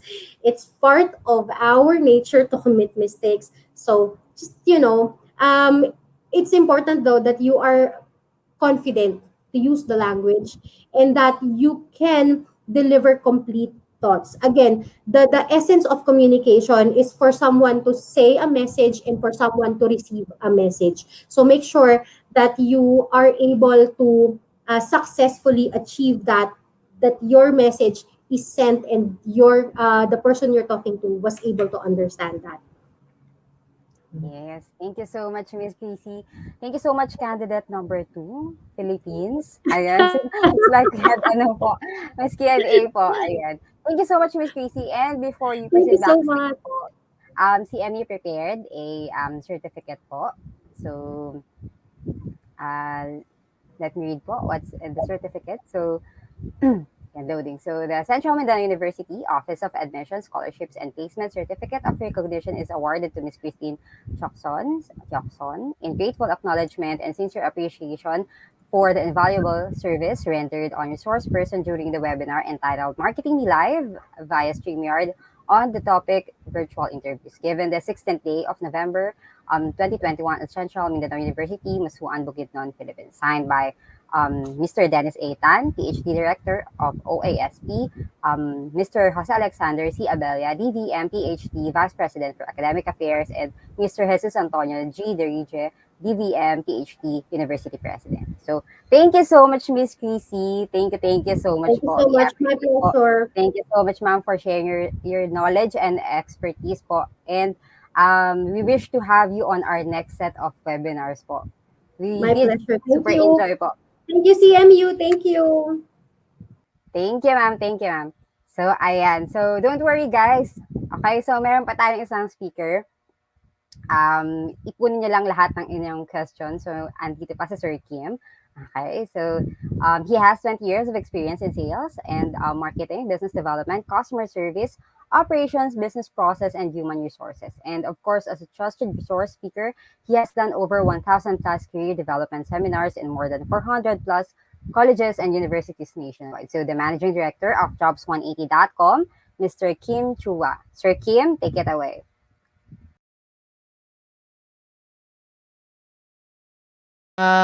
Allow me to share to you how to make a job-winning resume. Yan. A lot of you are now looking for a job and exploring for the next chapter in your life. I hope that this session will be able to help you. No, not only you, but the people that you know that needs help in terms of how to make a job-winning resume. Yan. So yan na tinatawag natin resume link. A lot of platforms right now, mga online platforms are being offered left and right. But for you to know paano to magiging job-winning tool or job-winning resume to, meron akong checklist. So go with me, no, with all these checklists. Your checklist should include the following. Number 1, kailangan mag-stand out ka. When you look for a job, you have to be able to stand out. Because if you're not going to be able to stand out, then I think you'll just be part of the crowd. You'll be one of the next applicant na wala lang, na hindi mapapansin. Another thing that should be in your checklist is that you should only have one file. Hindi dapat maraming files na iba-iba sinesend sa mga companies. Mas maganda, isang file lang para pag sinend mo, lahat ng details mo nandoon na. Another thing in your checklist is that it should make the process more efficient. Ibig sabihin, mas mabilis mag-submit, mas mabilis makita ng HR, at mas mabilis kayo makontak for possible next steps na or possible job offer na. Now, another thing in my checklist is that dapat tipid ito, wala itong gastos. The tool that I will show you today, wala itong gastos. Libre po ito. At higit sa lahat, itong pinaka-importante sa lahat, this should be in your checklist. The tool should be secured. Okay, more than anything, importante talaga ang data. Pero ang data ninyo, dapat yung protectionan. And using this tool, this is the most secured resume kung tawagin. Bakit siya tinawag na most secured resume? Let me go through the next slides na. Okay? Ito ang tinatawag na resume link. Okay? A personalized URL for anyone can open online anytime. I will use an example para makarelate kayo. If you are John Santos, ang link mo or resume link mo pwede maging johnsantos.jobs180.com. Ganun lang kasimple. At yan na po ang resume link nyo. So how do you make one? Go with me through the 3 simple steps. First step is you have to register. Absolutely wala tong bayad. Libre po ito. How do you register? You go to the website of jobs180.com. That's www.jobs180.com at dun ka mag-register on the upper right side of your screen. Now, as you do that, you have to put the basic information. Okay? So, alam nyo na ano mga information yan. Hindi ko na isa-isahin. Babawasan nyo naman at alam nyo naman ano dapat ilagay. Now, as you create your account, you have to use a valid email. Okay? Now, before we go to the email, paalala ko lang, sa mga nag-isip sa inyo, paano kung hindi ako si John Santos, ano gagawin kong resume link? O yan, baka nag-isip kayo eh. So, if ever lang, meron kang kapangalan. Okay, just so happen na may ibang John Santos na nauna sa inyo, ano mangyayari? Magkakaroon doon na red na box, sasabihin niya, this name has already been taken. Huwag kayong malungkot. Pag taken na, okay lang, just be creative. Pwede mo gawin, baliktarin mo. Gawin mo santosjohn.jobs180.com o kaya J Santos o kaya Santos J o kaya JS o kaya SJ. Depende kung ano gusto mo gawin. Basta importante, wala kang kapangalan. Okay, wala kang kapareho.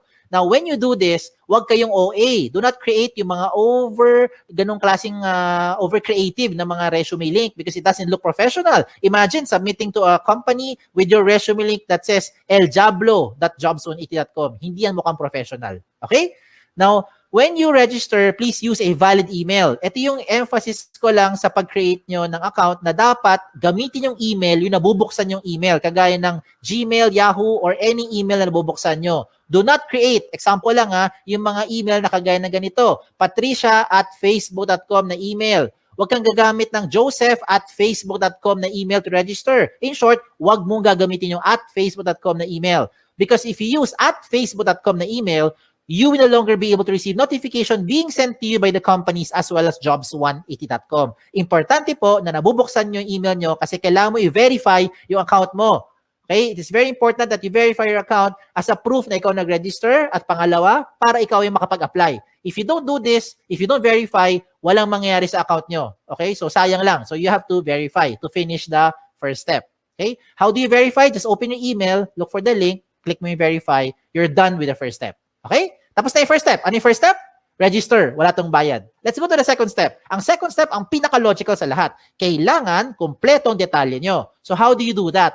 You go back again to your account by going to the website of jobs180.com. This time, hindi mo kailangan mag-register. Ang gagawin mo, mag-login. Pag login mo, lagay mo dito yung email nyo or resume link nyo. Kayo lang may alam yan. At lalo na yung password nyo na kayo lang talaga may alam yan. So when you do that, you now go inside your account. Pag nasa loob na kayo ng account nyo, ano gagawin nyo? Mabilis na lang ito. Fill in the blanks. Okay? Now, I don't have to go through all the information here because definitely, alam mo naman pag sinabi ditong name, malamang pangalan nyo. Pag nakalagay dito address, malamang address nyo. Diba? So you put all the information ninyo dito. Okay? Lagay nyo. Then, what else do you put in here? Importante po, lagay dito lahat ng posibleng paraan na pwede ka makontak ng isang HR. Kagaya ng social media account nyo. Diba? Hindi lang email tsaka phone number. Bakit? Most of the time, ano nangyayari? Okay, let me tell you. Marami sa inyo nilalagay nyo phone number nyo. Pero pag tinatawagan kayo ng HR, hindi nyo sinasagot, lalo na pag hindi mo kilala. Hala, sino kaya ito? Hindi mo sasagutin. Diba? Kasi takot kayo, baka nagsascam or whoever yung tumatawag. So ano mangyayari sa mga HR? Mag-i-email kami ngayon sa inyo. But you don't open email more often than you open your social media account. So I recommend lahat ng posibleng paraan na pwede ka makontak na isang HR, ilagay mo dito. Kagaya ng mga Facebook nyo or Twitter nyo para mabilis tayo makapag-PM. Private message, makapag-invite for the next step. Okay? What else do you put here? You also put here your work options, yung mga work experience nyo. Pagdating po sa work options, you can see on the screen, you have 4 options na pwede nyo pagpilian. Parang switch lang yan. Yes, no switch, on, off switch. So you can choose here, example, looking for OJT, lagay mo yes if you're looking for OJT right now. And later on, pag hindi na, turn it off. Edi lagay mo na no. Diba? So depende yan kung anong mas trip nyo or ano mas pasok dun sa hinahanap nyo right now. What the system will do is it will try to match you with companies who are also looking for the same profile with what you have. Yan yung kagandahan ng tool natin. Hindi mo kailangan mag-door-to-door para mag-submit ng resume link ninyo. Okay? What else do you put here? You put here your school under education. Even later on, okay, pagka-graduate nyo, you can also put here your schools. Yung mga nag-take pa kayo ng further studies, pwede mo rin ilagay dito. Okay, so walang limit sa space yan. Pagdating ko sa seminars attended, ganun din. Kahit gaano karami, pwede nyo ilagay dito. Kahit magkopyahan pa kayo. Just make sure lang alam mo yung seminar na yon. Kaya baka matanong ka sa interview. Pagdating po sa certification, ganun din. Put all the certification programs that you've had, you put it here. Okay? When it comes to the achievement, do not limit your achievement only inside the school. Hindi lahat na nakikinig ngayon ay Dean's Lister. Hindi kayo lahat dito ay honor student. Diba? Ayan, nag-agree marami sa inyo. Ilang po ang achievement nakabase sa academic excellence. Sa student leaders, active, you also put it here kung ano yung mga pinagkakabalahan nyo. And hindi lang active ilangay. Halimbawa, isa kang tanod, ilagay mo dyan. Diba? Yan yung mga achievement ninyo. So you put it here. Bakit? Because what you're doing now is you're trying to market yourself more effectively to that prospective company. Okay? Now, when it comes to the skills and languages, ito yung common observation namin mga HR. Pagdating sa skills, nilalagay mo lang na skills yung mga umiikot lang sa course nyo. Hindi porkat communication arts ang course mo, com arts lang ang skills na alam mo. Hindi porkat engineering ang course mo, ang alam mo lang na skill ay pang engineering. Hindi porkat tourism or HRM ang course mo, ang alam mo lang na skill ay pang tourism at pang HRM. Maybe some of you are into multimedia, into photography, into videography, into something else, arts, craft. Skills nyo yan. Remember, what you're doing here is you're marketing yourself more effectively. Kaya kung ako sa inyo, ilagay mo dito lahat ng skills na alam ninyo. Pagdating po sa languages, ganun din. Huwag mong ilimit yan sa dalawang lengguwahe lang. Because I'm sure alam nyo na yung dalawa. Kung dalawa lang talaga alam nyo, din dalawa lang. Ano tong dalawang to? English and Tagalog or Filipino. Okay? Now, if you know other local dialect, Bisaya, Kapampangan, Sabacano, Ilonggo, you can also put it here. If you know foreign languages, German, French, Chinese, Japanese, diba, Korean, pwede mo ilagay dyan. Okay? Walang limit sa space yan. When it comes to the references, sigurado ko yung mga references nyo, kilala nyo. Ang malaking tanong dito kayo ba'y kilala nila? Sana oo, di ba? Kasi madalas pag tumatawag kami sa mga references nyo, hindi kayo maalala. So please tell them, ginawa nyo silang reference para at least they know what to tell about you. Okay? Now at this point, to make your life easier, kung sakali lang nakagawa ka na ng resume nyo in your Word file or maybe in your doc file, depende kung anong file nyo, PDF file, whatever file you have. Kung nakagawa ka na ng resume nyo, simple na lang. Just copy all the information inside dito. No, ilagay mo sa loob ng ResumeLink. Just transfer them here inside the ResumeLink para maging secured yung data nyo. Okay? Kung bakit secured, I'll tell you as we go along. Okay? So yung mga sinabi ko, I think alam nyo na yan. Alam nyo na yan. Okay? Itong mga susunod kong papakita, ito yung mga amazing na portion. Let me start with the portfolio section. Ano yung portfolio section? This is the part where you now upload evidence of your skills. Example, ano ebidensya na graduate na kayo later on? Diploma, di ba? Transcript. Ano pa? Toga, hindi ebidensya yung toga. Okay? Kung ano man meron nyo, di ba? Certificate, diploma, yan, ebidensya yan. Okay?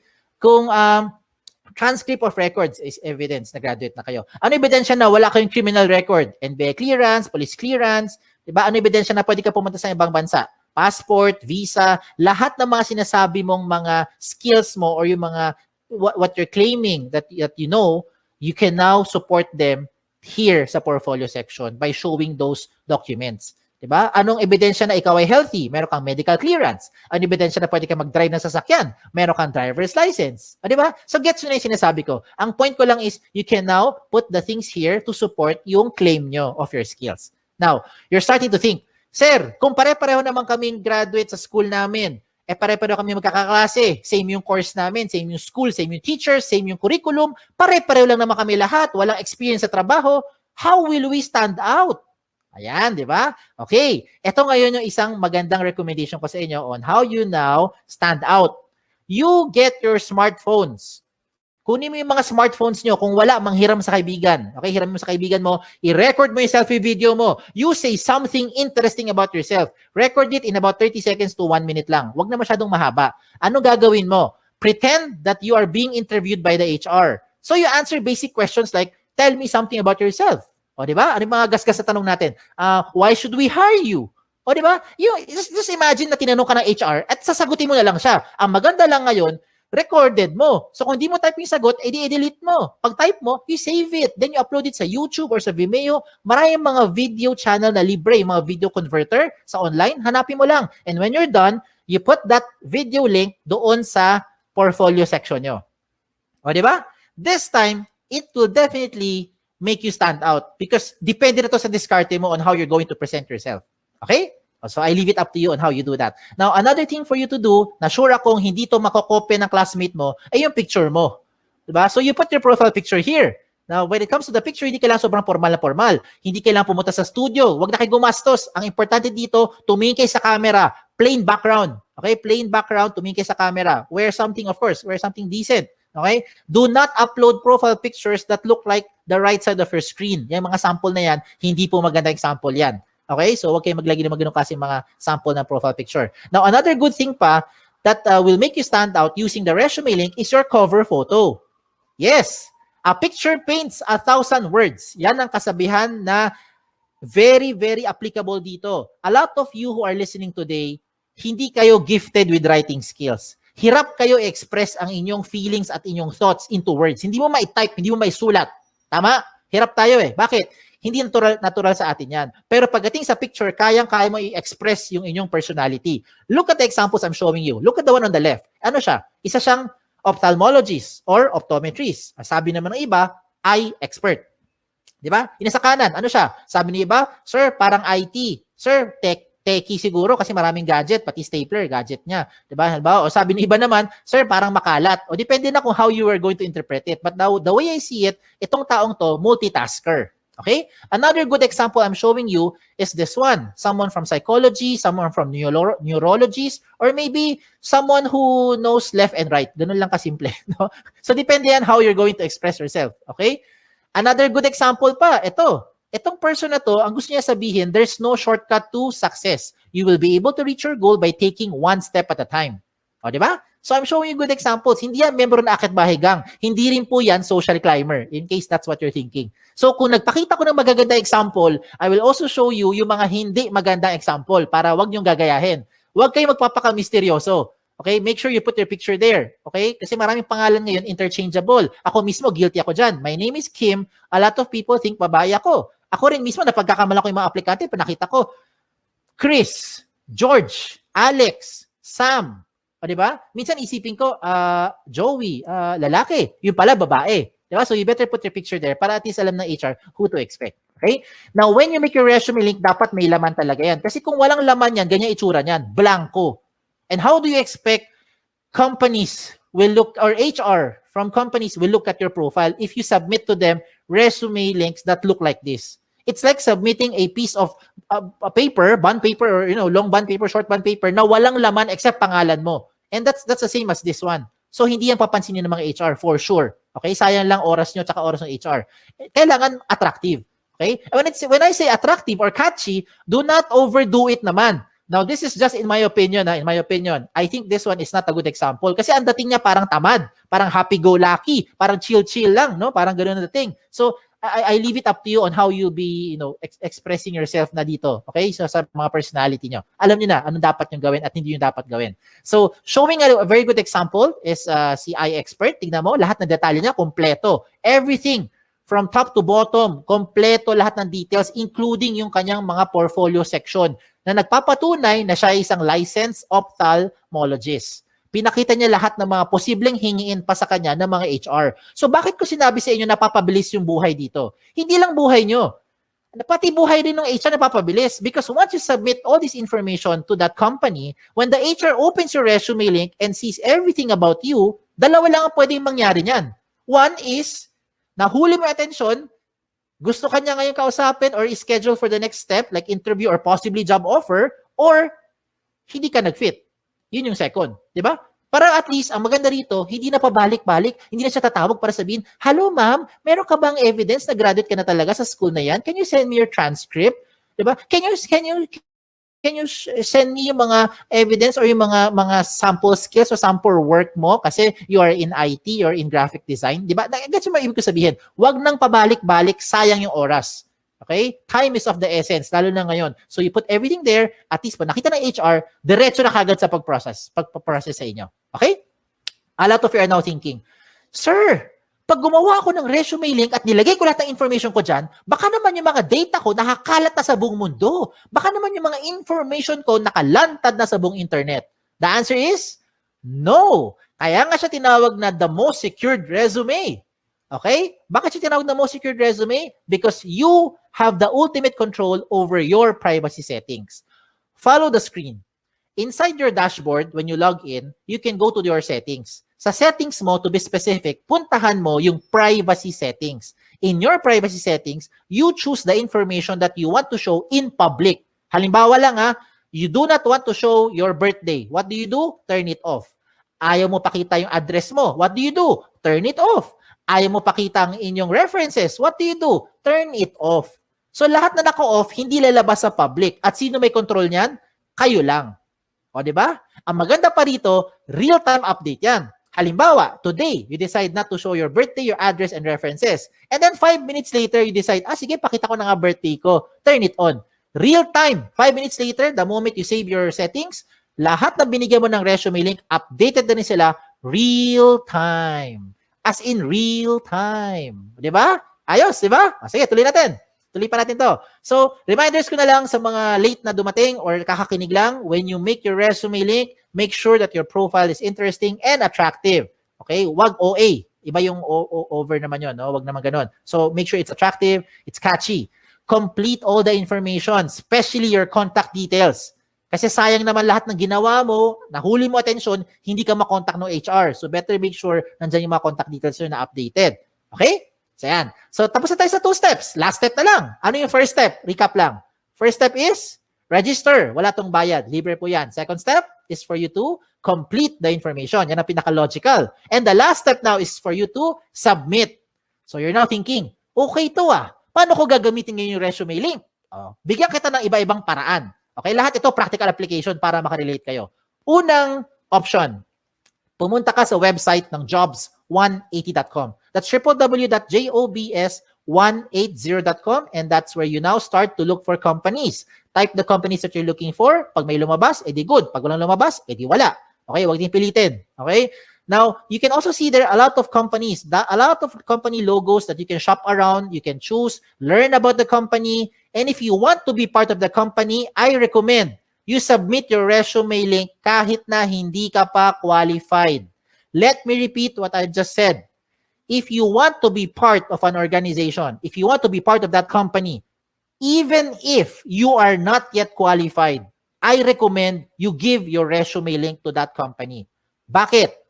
Imagine, kung ngayong hapon, ngayong araw, nag-submit ka ng resume link sa isang kumpanya na naghahanap ng 3 years experience na aplikante. Wala ka pang 3 years experience. Okay lang. Because nabigay mo na yung resume link mo sa kanya, pagdating ng 2024, siguro naman by that time, meron ka ng 3 years experience, di ba? Kasi nag-work ka na ngayon by 2021.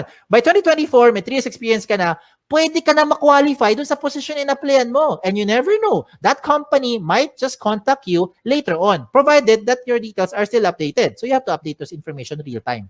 Ayos ba? Ayos, di ba? Wala nang pabalik-balik. Hindi mo na kailangan magbalik-balik dun sa kumpanya para sabihin, nag-apply po ko sa inyo last year. Ako po yung OJT nyo 3 months ago. Wala lang ganun. Okay? Another practical application. When you submit your resumes through email, how do you do that?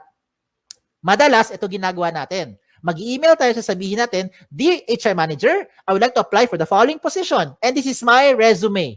Ano gagawin nyo? I-attach mo yung Word file mo or PDF file mo. Tama? If that is how you're doing it, wag mo nang gawin yon. Wag ka na mag-attach ng anything sa email. Pampabagal lang yan, tsaka makaluma na yung style na yan.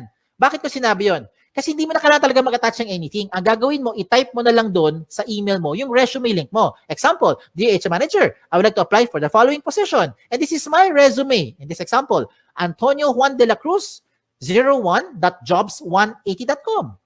That's it. Submit. I look forward to your information soon. Thank you. Send.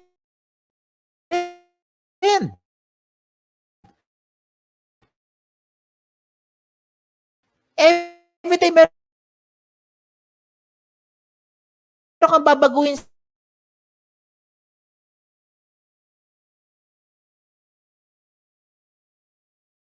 sa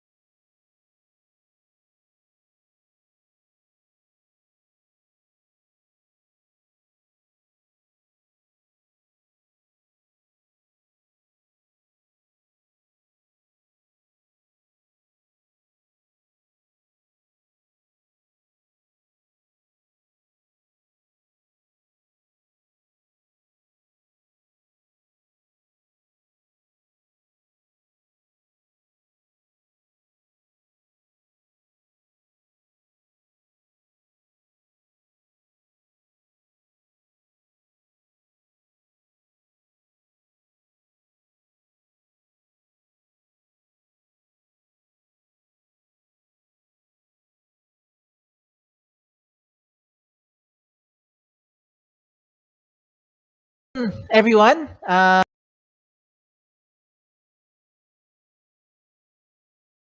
you can choose, learn about the company, And if you want to be part of the company, I recommend you submit your resume link kahit na hindi ka pa qualified. Let me repeat what I just said. If you want to be part of an organization, if you want to be part of that company, even if you are not yet qualified, I recommend you give your resume link to that company. Bakit?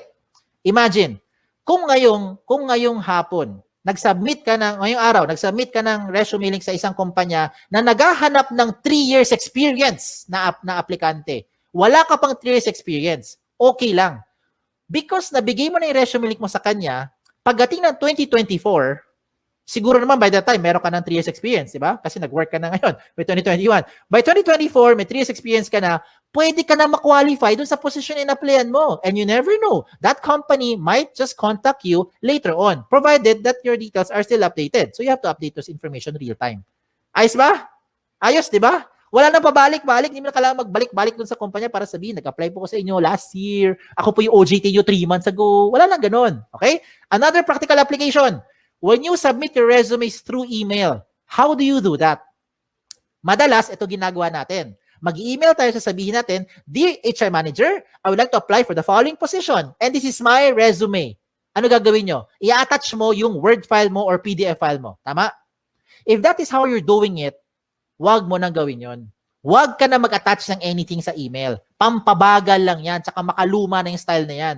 Bakit ko sinabi yon? Kasi hindi mo na kailangan talaga mag-attach ng anything. Ang gagawin mo, i-type mo na lang doon sa email mo yung resume link mo. Example, Dear HR Manager, I would like to apply for the following position. And this is my resume. In this example, Antonio Juan de la Cruz, 01.jobs180.com. That's it. Submit. I look forward to your information. Thank you. Send. Every time meron kang babaguhin sa details mo, hindi mo na kailangan padalhan yung HR. Kasi kung ginagamit mo mga attachment, ang kulit niyan eh. Ang kulit, saka nakapagod. Ano gagawin mo pag nagbago ka ng phone number? Dear HR Manager, this is now my updated resume. Mamaya-maya, 2 weeks later, nagpalit ka ng phone number. Ano gagawin mo? Dear HR Manager, this is now my updated, most recent resume. O di ba? Every time meron kang babaguhin, padala ka na padala doon sa HR. Nakapagod yan. Hindi lang sa part nyo, kundi sa part din namin sa mga HR to keep track which one yung pinaka-updated na details. So this time, wala na kailangan. Palit-palit na lang kayo ng details nyo. Update-update na lang sa loob ng resume link. Ayos ba? Ayos pa. Okay, tuloy pa natin to. Okay? If you want to print your resume, this is now the good news. You can now print your resume link. No matter how much information you have, the system will try to compress everything into one page. So kung gusto mo talaga mag-print ng papel at mag-submit sa mga kumpanya, walang kaso. Pumunta ka lang sa dashboard mo, hanapin mo yung print na option at mamili ka kung 1 column or 2 column version ang gusto mo i-print. What the system will do is it will try to compress everything into one page para tipid na. O, di ba?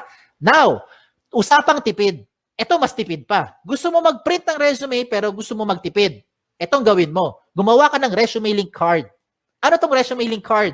Sa isang pirasong long bond or short bond paper, mag-design ka ng maraming resume link card. No, maliliit lang, parang business card ang dating. In one piece of paper, I think you can make 10, 20 sets of cards. Depende sa size ng papel mo. At ang importante na ilagay mo dyan sa resume link card mo ay syempre ang inyong resume link. Diba? So, hindi mo na kailangan ilagay lahat ng details mo sa resume sa loob ng maliit na papel. Lagay mo lang resume link mo. And that is what you now give to the companies when you start applying. Look at the picture I'm showing you. Diba? Tipid. Hindi lang tipid. Secured pa. Tingnan nyo. If you submit yung big paper resume nyo, long bond paper, sinubmit mo sa isang kumpanya, nag-apply ka. For some reason, nilipad ng hangin. Yung nakapulot ng papel na yan, alam na buong detalye mo because everything is in that one-page printout. Now, if you lose that small piece of paper, don't worry. Meron kang peace of mind. Bakit? Yung mga kapulot niyan, limited sa privacy settings mo because you have the ultimate control over your privacy settings kahit na i-type niya yan sa browser. Okay? So, ang recommend ko rin sa mga nakikinig, use the gadget. Take advantage of the technology. Use your gadget, your laptop, your cell phone, your tablet, kung ano man. Okay? Para ngayon kasi, this day and age, technology na ang gamitin natin. Kung mano-mano pa rin kayo, wala kayong gadget, okay lang. Huwag kayong malungkot. You can still submit to the companies by just simply writing the resume link on a piece of paper. As simple as that. Okay? So, again, sa mga nagtatanong, ano yung mga guidelines ko para makagawa ako ng job-winning resume? Ito yung guideline ko. Ito yung checklist ko. Are you using the right tool? That's the ultimate question. There are so many tools right now, but these are the things that you should consider when you make your resume. And that is the resume link. It already addresses the following. Number one, security ng information mo. I hope by this time, you have peace of mind. Ito na ang pinaka-secure na information because you have the ultimate control over your privacy setting. Pangalawa, the speed of hire becomes faster. It becomes more efficient because whatever you need, whatever the HR needs, you can already put it inside the resume link. Another thing is that it's flexible. If you want to print, just in case lang gusto mo talaga mag-print ng resume nyo, you have the option to print it. And you don't have to worry about saan ko sinave yung file na yan, saan ko tinago, wala nang ganon. Just log into your account and print. Mamili ka lang kung 1 column or 2 column version. At higit sa lahat, wala po itong bayad. Tipid po ito. Walang bayad. Okay? Ang kailangan mo lang, of course, internet. Sa mga nag-iisip sa inyo, sir, kailangan ko ng pan-data, pwede ka naman makakonect sa internet na walang data eh. Punta ka sa libreng wifi. Di ba? Baka yung kapitbahay nyo may libreng wifi, o makagamit ka muna. Later on, pag may trabaho ka na, may sweldo na, bayaran mo yung wifi niya. O, di ba? Bawi-bawi lang yan. No? Give and take. And there are a lot more benefits to just what I've mentioned. Marami pang iba. You can share your resume link to whatever platform you want to share it to. Gusto mo i-text? Gusto mo siya i-private message? Gusto mo i-send via Viber? Kayo bahala. Pwede mo i-share. Basta kayo may control. Ganun lang kasimple. No? Kung hindi mo ito binigay sa kahit kanino, hindi malalaman to nung taong yon. And you don't have to save it to whatever USBs or hard drive. No need na. Wala rin tong mga tipong version na kailangan pa mag-compatible. Walang ganun. Lahat ito compatible. Pwede lahat. Okay? So, shout out na lang ako. Shout out to all our school partners. By the grace of God, right now, we have about 400 plus colleges and university partners nationwide, including your alma mater. So, thank you. We're very thankful for this opportunity that we're able to do this kahit tayo nasa loob ng bahay, kahit kayo ay nasa loob ng bahay. So, hindi tayo physically nagpe-present, pero nakakatulong pa rin tayo, especially if you have friends or relatives whom you think would need this tool. Please share this to them. Okay? Sa mga nagtatanong naman ng mga frequently asked questions, sasagutin ko na. Ito kasi yung mga common questions na kadalasan tinatanong sa akin. Ang tanong, can I give my resume link to companies who do not know about jobs180.com? The answer is absolutely yes. It depends kung sino ang bibigyan mo. Ikaw may ultimate control niyan. Okay? Pangalawang question, is this the same as other job platform like LinkedIn, JobStreet, iba pang mga job site? The answer is no. Meron tong dalawang major difference. Yes. Lalo na pagdating sa security. Okay. Of course, explain lang ako Okay. With respect to the other sites that I've mentioned, let me just use JobStreet as an example para lang mas makarelate, no? Para makarelate. You can only use JobStreet resume if you're applying to companies who are also using JobStreet. If you're applying to a company who is not using JobStreet, you cannot use your JobStreet resume anymore. With your resume link, you can use this to any type of company, any platform, wherever they are. Kahit sa loob ng Pilipinas or sa labas ng Pilipinas, pwede mong applyan. Kahit hindi niya alam ang Jobs 180, basta alam niya ang resume link mo, pwede niya mabuksan ang profile at makita according to your settings. That's the first difference. Pangalawang difference, kung nabigay mo na, kung na-submit mo na ang JobStreet resume mo sa isang company, wala ka nang pwedeng baguhin. Lahat ng data mo nandun na yan sa HR. Yes. Hindi na magbabago yan real time. With your resume link, na-submit mo today, mali pala number mo, na-submit mo today, mali pala yung spelling mo, you can always edit it, enter, save it, real-time update. Lahat ng bigyan mo ng resume link, updated real-time. Ayos? Okay, tuloy tayo sa number 3 question. Number 3 question is the easiest question. Ang tanong dito is, can I keep my information secured? I hope by this time, na-convince ko na kayo na ito na ang pinaka-secured na platform. Okay? That's the reason why I'm sharing this to you. Okay? Number 4, I think this is the most important question. How often should you update your resume link? Ang sagot dito, hindi araw-araw, hindi linggo-linggo, hindi buwan-buwan, hindi taon-taon. Ang sagot dito ay every time. Every time na meron kayong babaguhin, lalo na ang contact details nyo. Yan ang importante. You have to update your contact details every time na meron kayong papalitan doon. Kasi yan yung paraan para makontak kayo ng mga companies. And the last question is just a trivia. Why is this called jobs180.com? This is called jobs180.com because we want to turn your life around. Yan, 'di ba? 180 degrees. Hindi siya 360. Kasi kung 360, bumalik ka lang kung saan ka galing. Edi balik-balik ka lang, balik-balik ka lang, balik-balik ka lang. Di wala nangyari. 'Di ba? So you have to do it 180 degrees. It's a straight line towards your career goal. Okay? Just in case may tanong pa kayo, nahiya magtanong, pumunta lang kayo sa website namin, sa jobs180.com, or email me here sa info@jobs180.com. Like us on Facebook, follow us on Twitter, follow us on Instagram para makakuha kayo ng mga latest trends in recruitment. Okay? Again, my name is Kim Chua. Don't forget yung wa. Okay? Baka Kim Chua lang maalala nyo. Na nagsasabing, be safe at isang magandang araw po sa inyong lahat. Thank you. Alright, so thank you so much, Sir Kim. Ayan, so andito na pong ating candidate number 3. Kasi binomba kami ng questions, Sir Kim. So, Oo nga, piniprepare ko na. ng Narinig ko CMU, kanina. Yes, Sir Kim. And so, guys, ayan na. So, ready na. Open na ulit ang ating table for questions. So, but before, we'd like to ask for an apology po.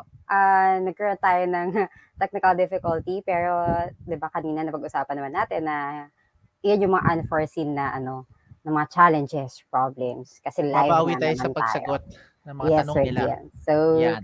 that's so first po, what routines do you have before doing your work?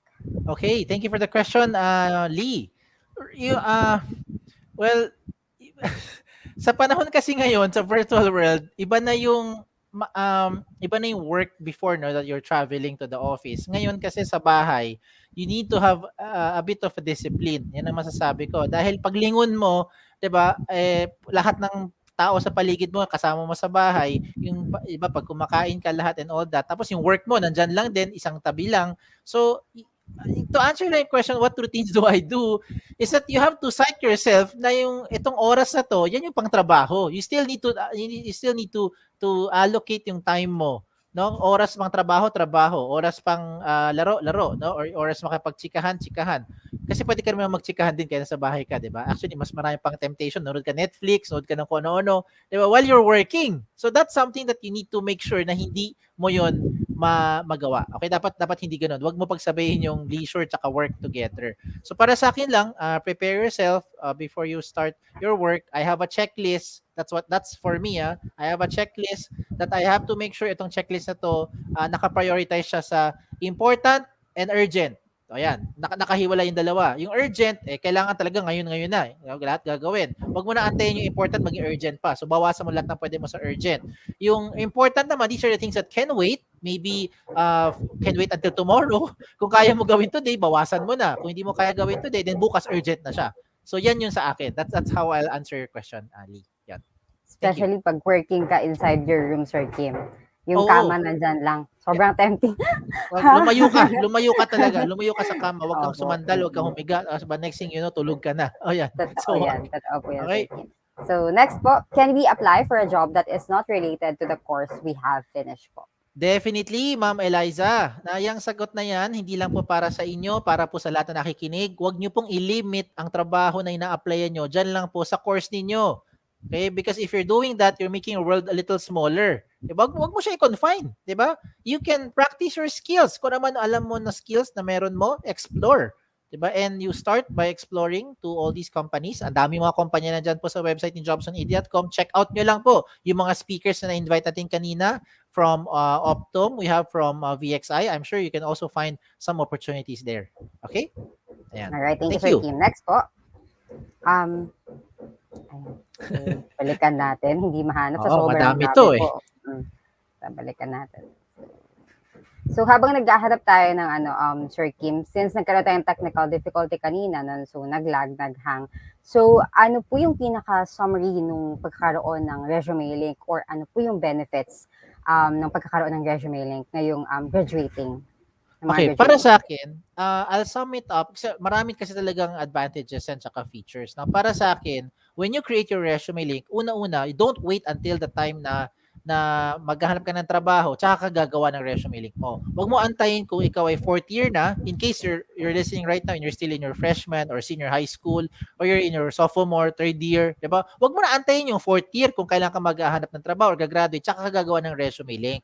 Gawin mo as early as possible para you continue to build up your information, your portfolio. Ang maganda dyan, pwede dagdag bawas di ba? Dagdagan mo information, bawasan mo information, depende kung ano sa tingin mo appropriate later on. So you don't miss out anything. Hindi mo kailangan tandaan pa or mag-flashback kung ano yung mga pinagagawa mo ng previous years. Now, when you have your resume link, instantly, you get two invitations yan. Una, you get to be invited by a lot of companies who will match your profile. So sa panahon ngayon, sila nang lalapit, you just have to decide na lang if you want to entertain them or not. Diba? Yan yung maganda. Now, another good thing pa is that you'll be getting invitations for future events. Kagaya po neto, kung may event po sa inyong alma mater, sa CMU, meron po tayong webinars in the future, or meron po tayong darating na virtual career fair on December 17. Ayan, shout out na, December 17, it's a Friday. Alam ko next month pa yon, pero ilang caroling na lang darating na yung December, 'di ba? So, pagdating po doon, makaka-receive din po kayo ng invitation for the virtual career fair. At hindi lang po 'yan, kaya later on may trabaho na kayo, may pamilya na kayo, may sarili na kayong business at may trabaho na at lahat kung ano man meron, you can still enjoy these benefits. So I don't see anything wrong, no, in creating a resume link. So wag mo na patagalin. Gawa na kayo ngayon. Okay? All right. Thank you, Sir Ayan. Kim. So, next po, from Ms. Sulatorio. So, good afternoon, sir. Regarding to a secured account or privacy, if you turn off your details, would it be possible na the HR could not see some of your details of your resume link specifically when they wanted to hire you? Okay. When you turn off, Ma'am Rogin, if you turn off your details, would it be possible na HR could not see some of the details? Ganito yan. Yung HR will be able to see your resume link depende sa profile, sa privacy settings nyo. Okay? Kung dinitingnan niya sa browser, example lang, tinype niya sa browser yung resume link because in-email mo sa kanya or tinext mo sa kanya, di ba? Or chinat mo sa kanya, then he or she will be limited to your privacy settings. Kasi kung ano yung pinaka real-time update mo, kung ano yung pinaka-huling in-update mo na information, yun ang makikita niya pag binuksan niya yung resume link. Kung sakali lang yung company naman, in-applyan mo, nag-submit ka ng information. Example lang, let me use the companies earlier na nandito po, na nag-talk. Example, you applied to jobs180.com/VXI or you applied to jobs180.com/Optum. Kung doon ka nag-submit ng resume link mo, ang mangyayari ngayon is regardless dun sa ginawa mong information sa privacy settings mo, yung details mo ngayon nandun na sa HR. So the HR can open your information, can see yung mga details po ninyo. Okay? Regardless na of kung ano yung sinet mo sa privacy settings niyo. Kasi tinitingnan na niya sa ano na, safe environment na yun kasi in-apply mo na, sinabit mo na sa kanya. Okay, through Jobs 180 account. So they'll be seeing it through an HR access. Okay? Alright. So I hope nasagot ko yung tanong ni Ma'am Regine. So from Ms. Shaira Tabura next. Good afternoon, Do you sir. think Do you emojis? think be allowed in resumes years from now? Okay, Ma'am Shaira. Para itong naalala ko tuloy nung minsan may mga kumakalat sa mga test ay parang patawa lang sa mga games. Yung pinapahula nila anong movie ito. So may magsisend ng 10 items tapos puro emoji lang huhulaan mo kung anong movie. I hope by that time, hindi naman magkaroon ng ganong klaseng way of presenting yung ating resumes or information. Kasi wag na natin pahirapan yung HR na intindihin yung information natin. Okay? So, if you're talking about emojis, example lang, for an icon, na example, sabi mo pa, instead of saying mobile number, then you just show an icon of a cell phone, example. Or let's say for, for wala tayong maisip na iba, birthday. Instead of putting their birthday, ibig sabihin, ita-type mo yung 8 characters, tama ba? B-I-R-T-H-D-A-Y. O yan, diba? 7 lang pala. Ay, hindi, tama. 8. B-I-R-T-H. Then, birthday. Anyway, instead of typing those characters, then you put a cake. Example. I think okay lang yon. Okay? For me, I think okay lang yon because it can be understood easily. Pero kung sa tanong mo is, do you think emojis will be allowed in resumes? Kung ganun-ganun lang, walang problem. Go yan. I think nakiki-adapt din naman yung mga HR, di ba? And kayo rin, when you graduate later on, kung sakaling kayo maging HR, nakaka-adapt na rin kayo, di ba? Doon sa mga ganong mga emoticons or mga emojis. So, pero not to the extent na yung buong laman ng resume mo, puro emojis lang. So pagka ganon, mukhang malabo yun. Okay? Alright, thank you, Sir Kim. So, good afternoon po from Ms. Mawile. Ms. Mawile, good afternoon. Do you think po by years from now, companies will be more open to hire people with no experience, especially for higher positions? Okay. Do I think companies, no, we don't have to think about years from now. Let's talk about present muna. Okay? And the present is the future of yesterday. Tama ba? So pag today, di ba, is the past of tomorrow. If you get my point. So kung yung tinatanong mo sa akin, years from now, pag nag-usap tayo ulit, yung present time na yun, it's like today. It's the same thing as, when you asked this question a few years from ago. Will companies be open to hire people with no experience, especially for higher positions? Definitely, ang sagot dyan, yes, companies will be open to hire people with no experience. Experience, cut mo na kita doon. Bakit? Kasi kung hindi magiging open mag-hire ang mga company na wala experience, paano magkaka-experience yung tao? Diba? Yan yung mindset ko. I'm speaking as an HR. Let's give a fair chance to all the fresh graduates, okay? Para magkaroon sila ng oportunidad na ipatunayan yung skill sets nila at kung fit sila doon sa company. Kaya nga may probationary period, whether pasok or hindi, you have that time to find your fit. Same thing din with the company. They'll give you the chance to find the fit kung pasok yung aplikante doon sa company. Now, to add yung sa tanong mo, especially for higher positions, I think yung higher positions na yan, medyo mahirap i-risk. Again, I'm speaking as an HR. Mahirap i-risk mag-hire ng fresh graduate or people with no experience for a higher position mainly because you haven't tested the person eh. 'Di ba? Baliktarin ko yung scenario, ikaw yung merong kumpanya ngayon, 'di ba? Ikaw bilang HR, ikaw yung may-ari ng kumpanya, 'di ba? Will you be hiring someone na no experience, putting that person as a manager to lead people compared to say someone na mayroong experience kahit papaano, 'di ba? I think though I'm not trying to jump into conclusion, but I think you will go for someone na kahit papaano may background doon sa trabaho or dun sa experience na yon. So mas lamang dyan yung mga meron ng experience, especially for higher positions. Okay? But huwag kayong mawala ng loob. Fresh graduates, you have equal opportunities to people with experience. Okay? I'm just saying lang, depende sa position. Okay? Ayan. Tsaka kahit naman sa laro, Sir Kim, so I think makaka-relate naman sila na kahit sa laro, di ba, sa ML, hindi ka naman pwedeng mythic or lord ka agad, di ba? So mag-start ka pa rin sa bottom. Tama. So I think that's it. So next po, good afternoon, sir. How important resumes are on the job application process po? The resumes are very important in the sense that it sends, it's a way to summarize how you are marketing yourself to that prospective company. Yun siya. Kaya lagi ko sinasabi na when you create your resume link, una-una sa lahat, you have to catch the HR's attention. Kasi magkasama yan parate, magka-partner yan, parang Batman and Robin. Diba? Bakit? Na-catch mo attention, ang next step niyan, babasahin niya details mo.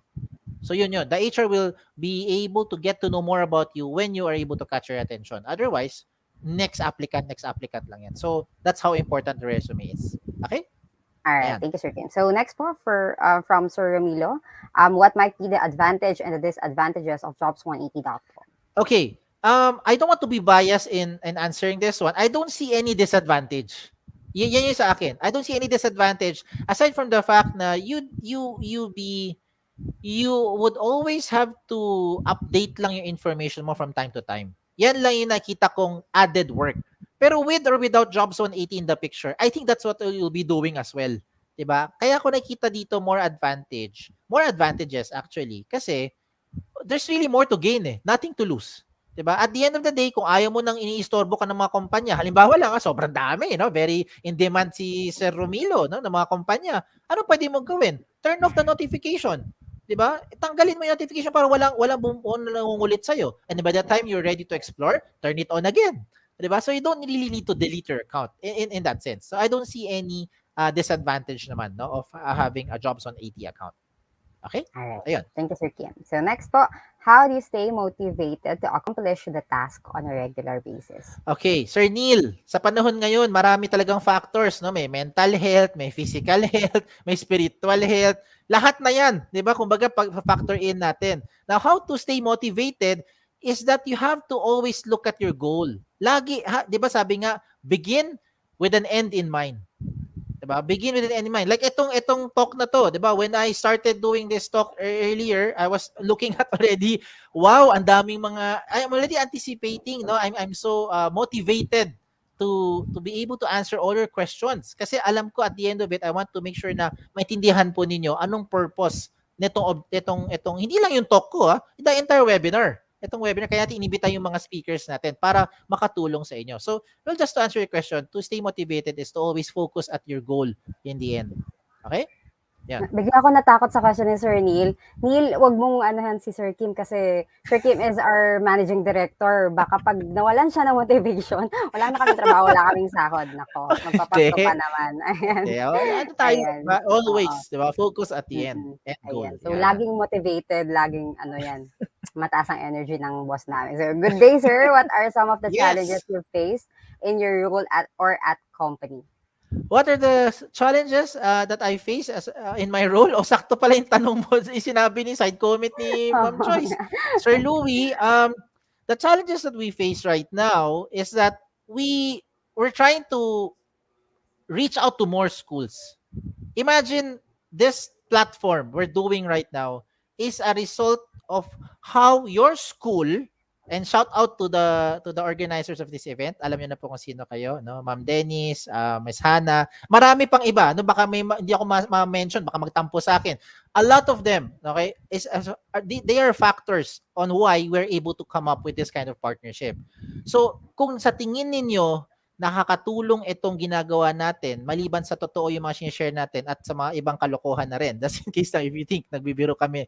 But these are the information that we'd like to spread to more people. Gusto natin matouch pa ang mas marami pa pong mga estudyante, mga job seekers, pati na rin po yung mga in-between jobs right now. Hindi naman to para lang sa mga fresh graduates kahit naman other college levels, 'di ba? Other year level, even senior high school. Kung nakakatulong to, 'yan ang isa sa mga goal natin. And to just to make the connection lang on how we are keeping our team motivated, we always look at that as an end goal. We wanted to share this hindi lang sa currently we have 400 plus colleges and university partners, but there are still more out there, and we wanted to be able to extend this service path to more schools. Okay? So yan. I hope na sagot ko. Yan yung iba sa mga challenges namin ngayon. Ayan, thank you, Sir Kim. Yeah. Kaya kung may kakilala pa kayo na hindi namin partner, sabihin niyo na sa amin. Yes. Loloadan ko kayo na 50 pesos. Charot. Joke lang. So, Sagot niya yan. next Sagot ni Ma'am Joyce. Okay. joke lang, Sir Kim. So, are there informations po? The Jobs Are 180 there- does not collect Sabi ni Sir J, are there information. informations the Jobs 180 does not collect? It does not collect. Wait lang We don't collect any fees. Linawin ko lang. Hindi kami manpower agency, wala kami sinisingil, ni piso, wala. Charges to friendship. Okay, friendship lang. So pag nakita tayo, fist bump lang tayo, friendship. Okay, well, I think sa resume ito, Sir Kim. I don't understand what information that we do not collect.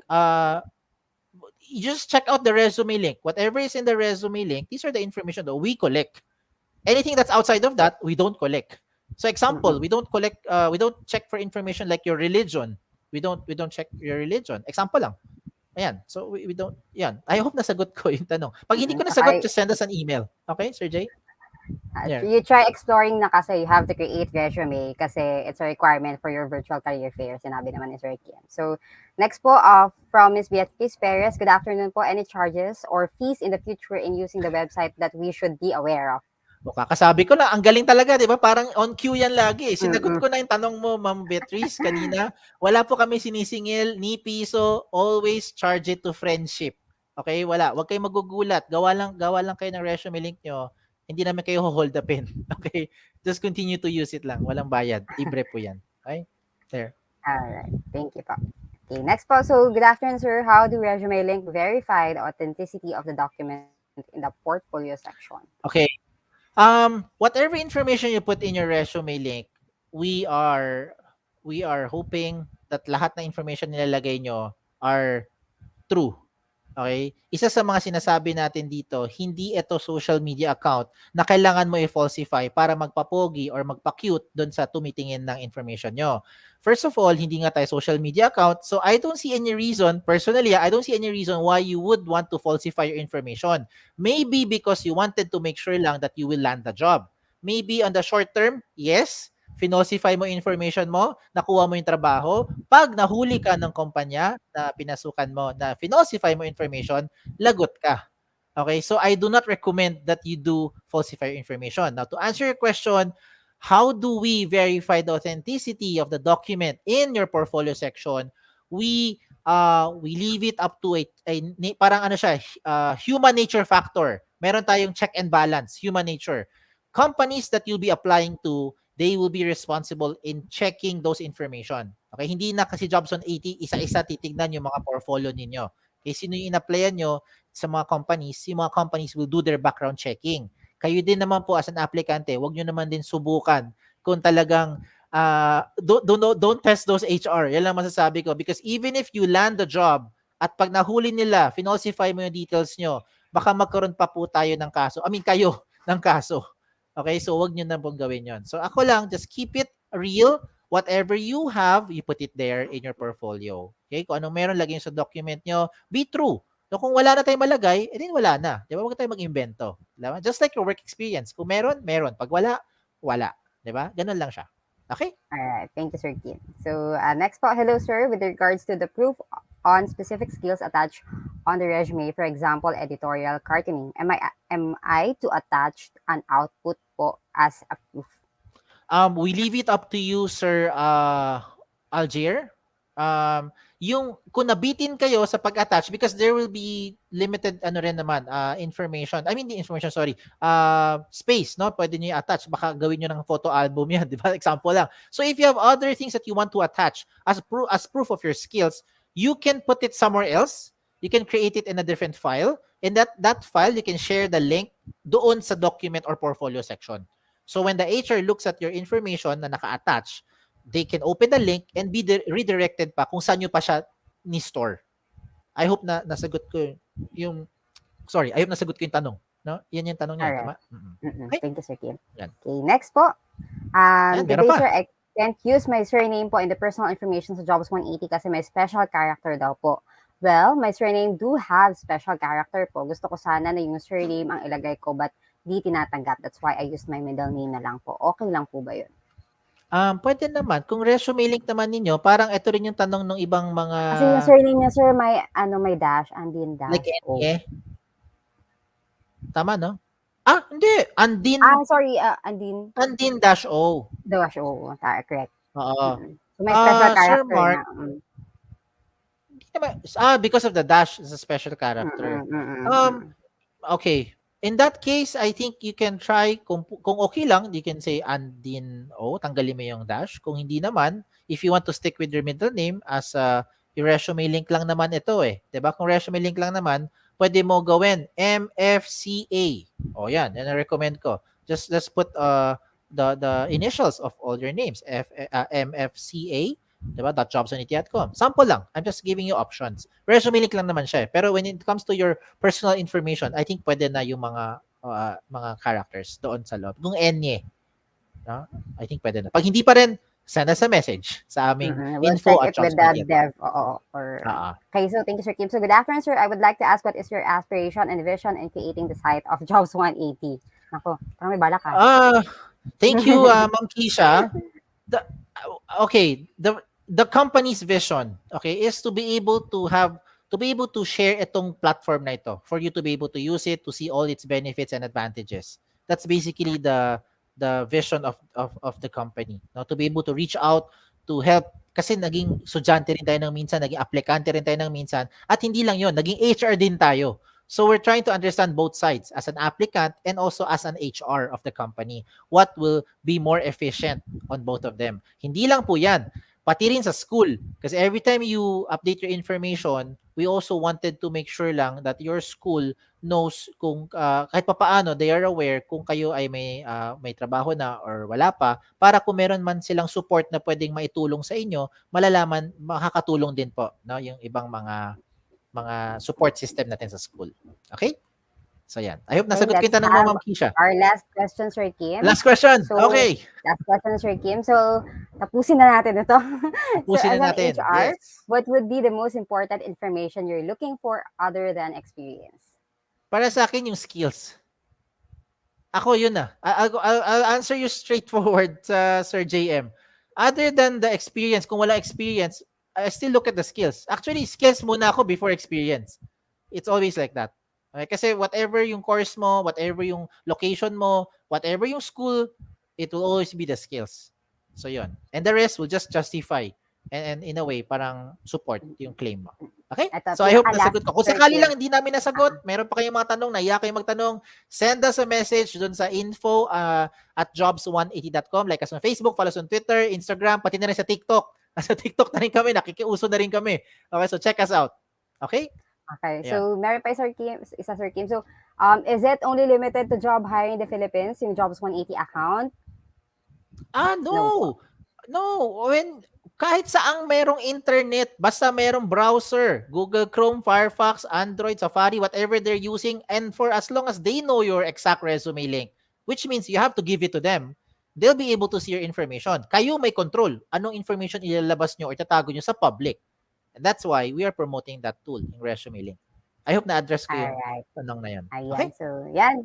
So maraming salamat Sir Kim. So but before you proceed backstage po, we have a certificate from CMU. So let me read it po. So Central Mindanao University Office of Admissions, Scholarships and Placements Certificate of Recognition is awarded to Mr. Kim Chua in grateful acknowledgement and sincere appreciation for the invaluable service rendered on resource person during the webinar entitled Marketing Me Live via StreamYard on the topic Resume Link. So given this 16th day of November 2021 at Central Mindanao University, Musuan Bukidnon, Philippines, signed by Dr. Dennis Aitan, PhD Director of OASP, Mr. Jose Alexander C. Abella, Vice President for Academic Affairs, and Mr. Jesus Antonio Terige, DVM, PhD, the University President. So maraming salamat Sir Kim. So Maraming virtual clap naman salamat. po for Sir Kim Yes, Chua. we'll Thank you see so you much, sa Sir Kim. virtual career fair ninyo on December 17.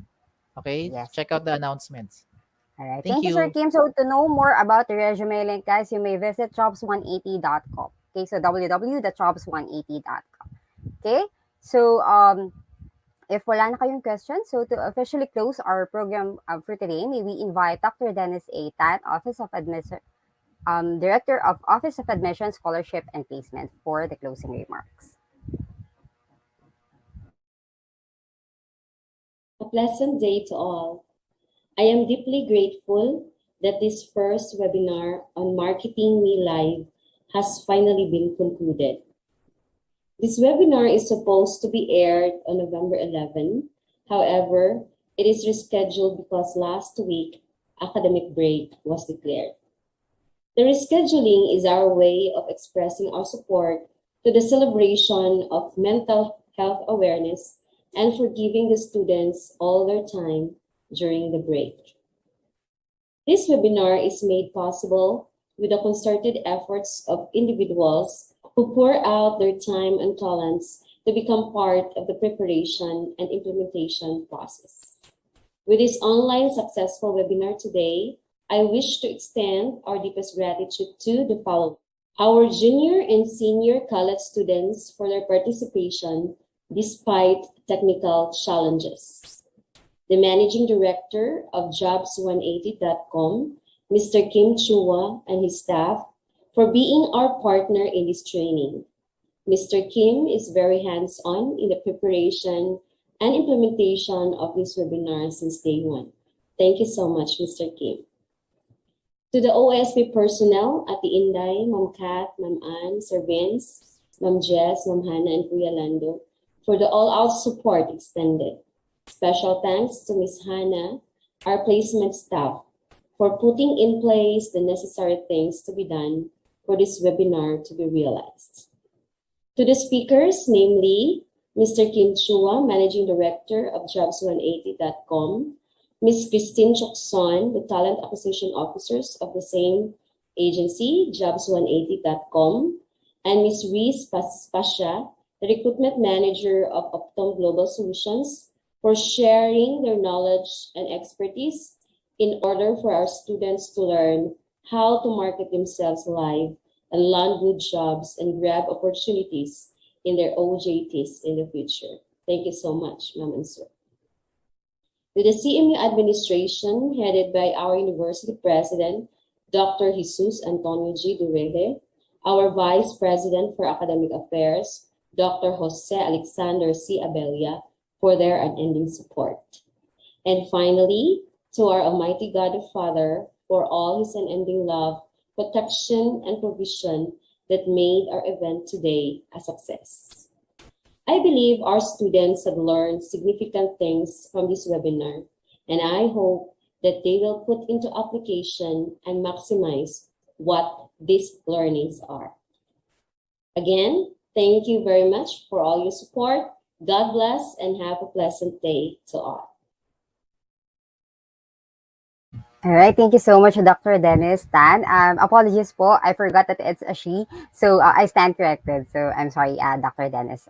So if you didn't have any questions, this is where we end our program. But also do not forget, guys, to evaluate this event because the link is flashed on your screen later and will be available on at the comment section. So also reminder that your virtual career fair po will be on December 17th.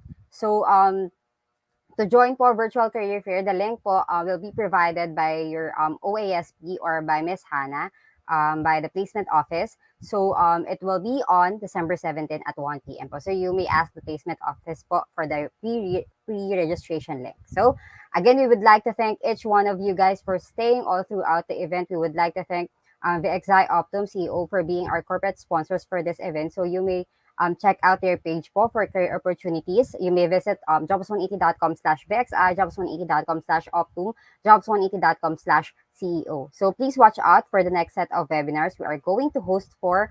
Please check out our Facebook page for the topics that will be discussed. And you are guys welcome to join in on those sessions too. So see you and have a great afternoon. Ingat!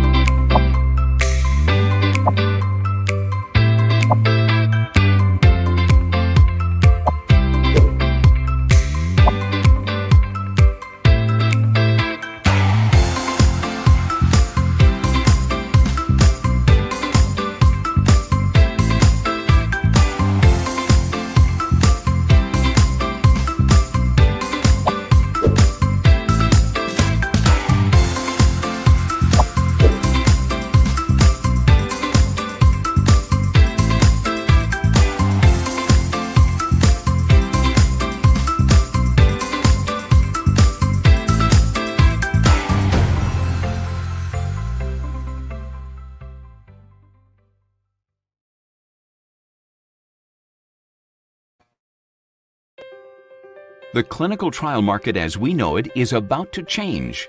We're revolutionizing the current state aligned to disparate, slow, and often manual processes. Optum's vision is to transform the drug development process to one that is centered and grounded in real-world patient behavior and physician practice. Optum's ability to access this unique network and fold in the strongest data and analytics expertise will enable us to jointly bring life-saving drugs to the patients who need it most. Join us in this partnership to bring our shared vision for real-time, real-world healthcare research for real patients.